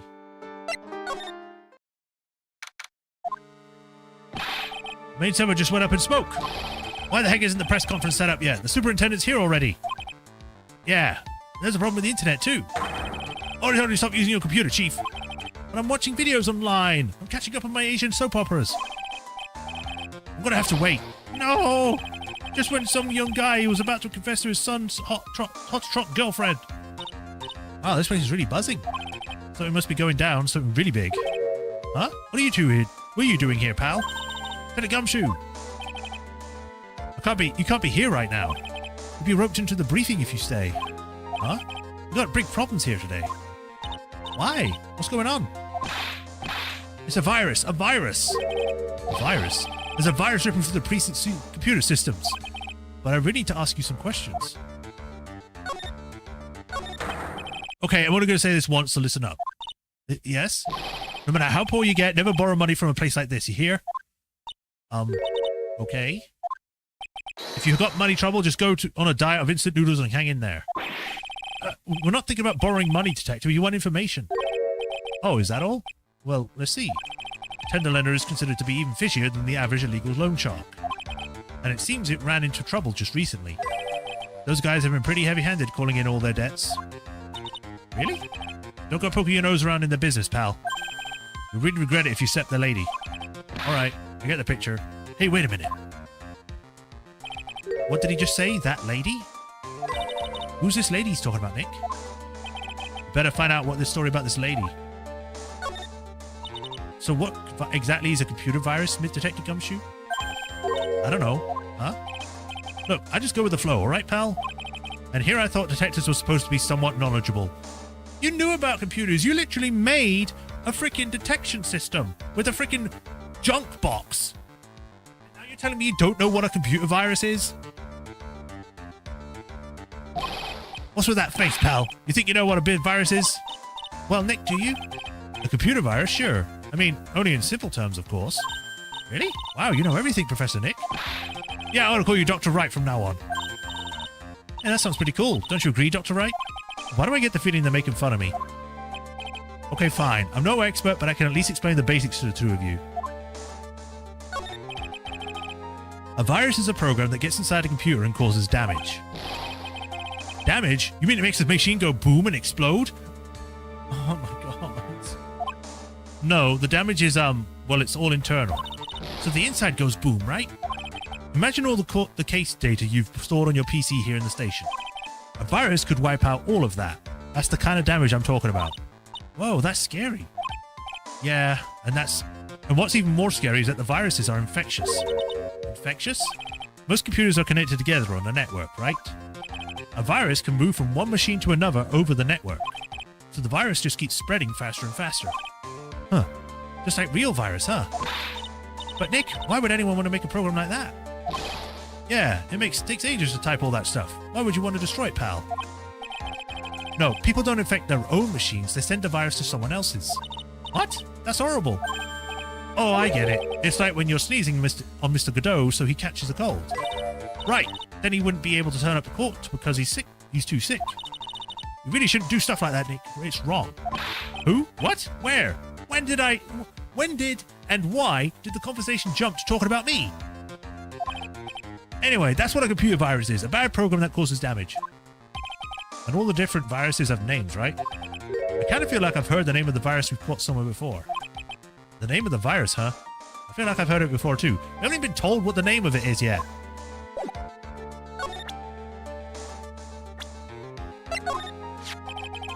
That's the girl who works over at Tender Lender. You want to stay away from her, okay? I mean it. She does look kind of unforgiving, doesn't she? Not really. The only thing, she just looks depressed.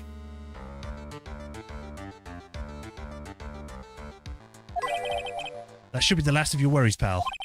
What's that supposed to mean? What could be worse?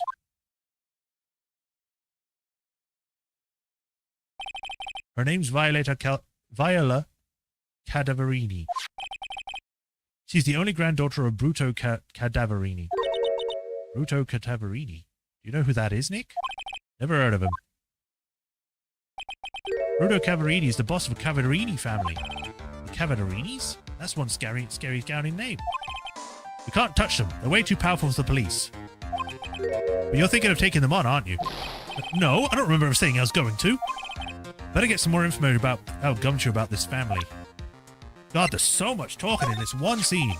That lady's the boss of Blue Screens Inc., pal. Yeah, I figure she's clean. She's got nothing to hide. She seemed kind of like a doll to me. In a good way and a bad way. Kind of makes you think she might be hiding something. Oh, this guy, the tiger. Is he famous? Yeah, this guy's not a lone shark, you know? Nope, he's a big lone cat. Hence the name. Don't pay him back and you better say your prayers because he'll eat you alive. You're shaking, detective. Like a leaf. I'm just, you know, kind of on edge at the moment, if you know what I mean. And then I guess I will show this.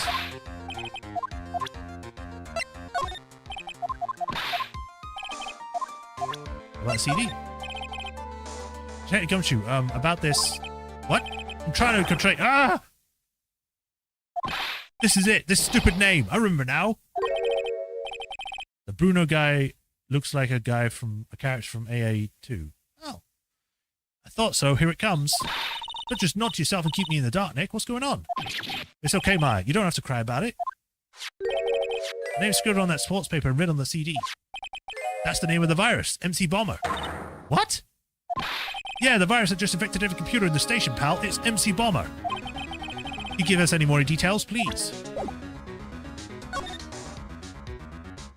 First, the Cavadrinis. I'm not sure if I really want to get involved in this, but who are the Cadaverinis? Who are they? A bunch of scary people, that's who. You're a cop and you're scared? What's that about? Trust me, it doesn't matter if you're a kid or a cop, these guys are scary. They've got some serious clout in the criminal underworld. You can't touch them, they've got too much moolah. Moolah? As in, they pretty much control all the cash in the city's black market. The black market, huh? And that includes tender lender, I take it?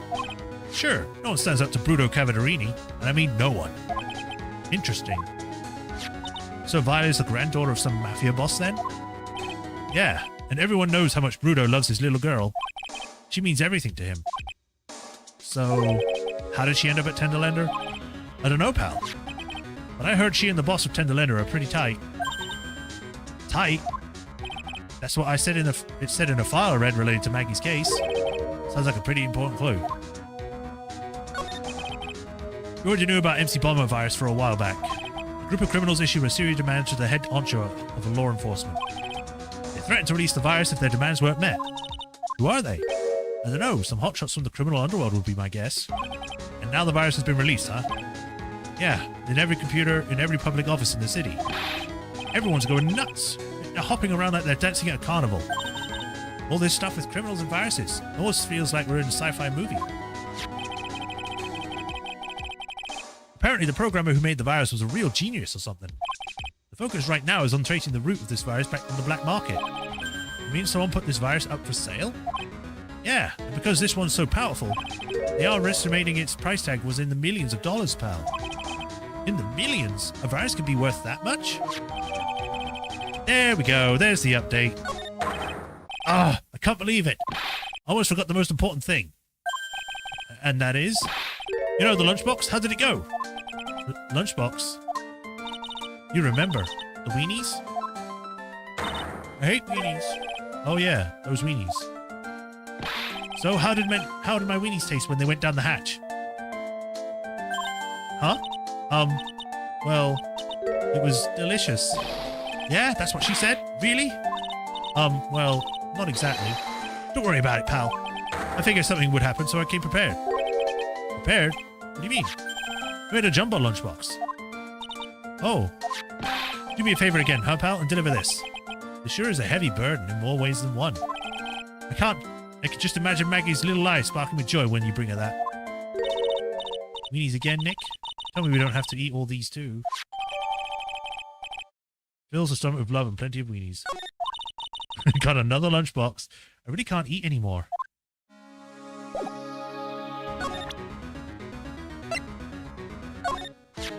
Don't forget to give that to Maggie, okay? But they don't allow presents to the prisoners in the detention center, right? Hey, you're right. Well, it doesn't matter. I'm counting you to get it to her somehow. I'm a lawyer, not a delivery boy, Gumshoe. Alright, well... Oh, she's gone again. I guess we won't speak to her then. But I will at least go back to Blue Screens Inc. And I will save. And unfortunately, we have to stop there. My throat is actually starting to hurt. Like I said, I was supposed to actually stop earlier, but I completely lost track of time. But we're going to stop there so I can rest my voice, because I feel like I'm about to lose it or something. So, we'll pick this up on Friday. So tune in for that. Hopefully, I will be able to do it without issue. We'll be back tomorrow with more Baldur's Gate 3, so look forward to that. Hope you all show up or like enjoy it. And yeah, we made some good progress, and we continue on where we left off on Friday for this. As usual, if you haven't already, like, follow, subscribe. Do the bell notification if you know when our next stream, and if you do become and there's Patreon tips if you want to help support there. If you do become a patron, you get your name added to this list, such as with Hiro Rukuni. Or I thank you for the continued support, and I greatly appreciate it, seeing as YouTube doesn't pay me. But only do it if you're able to. Appreciate showing on different hope. Do better. Yeah, me too. So I think it might just be a sleep thing or something, but we'll see if I'm better tomorrow. But yeah, until next time, everyone, thank you for joining. Hope everyone has a nice rest of the day. Y'all take care of yourselves, get some nice rest and all that. And until next time, y'all take care. Bye. Bye, Sean.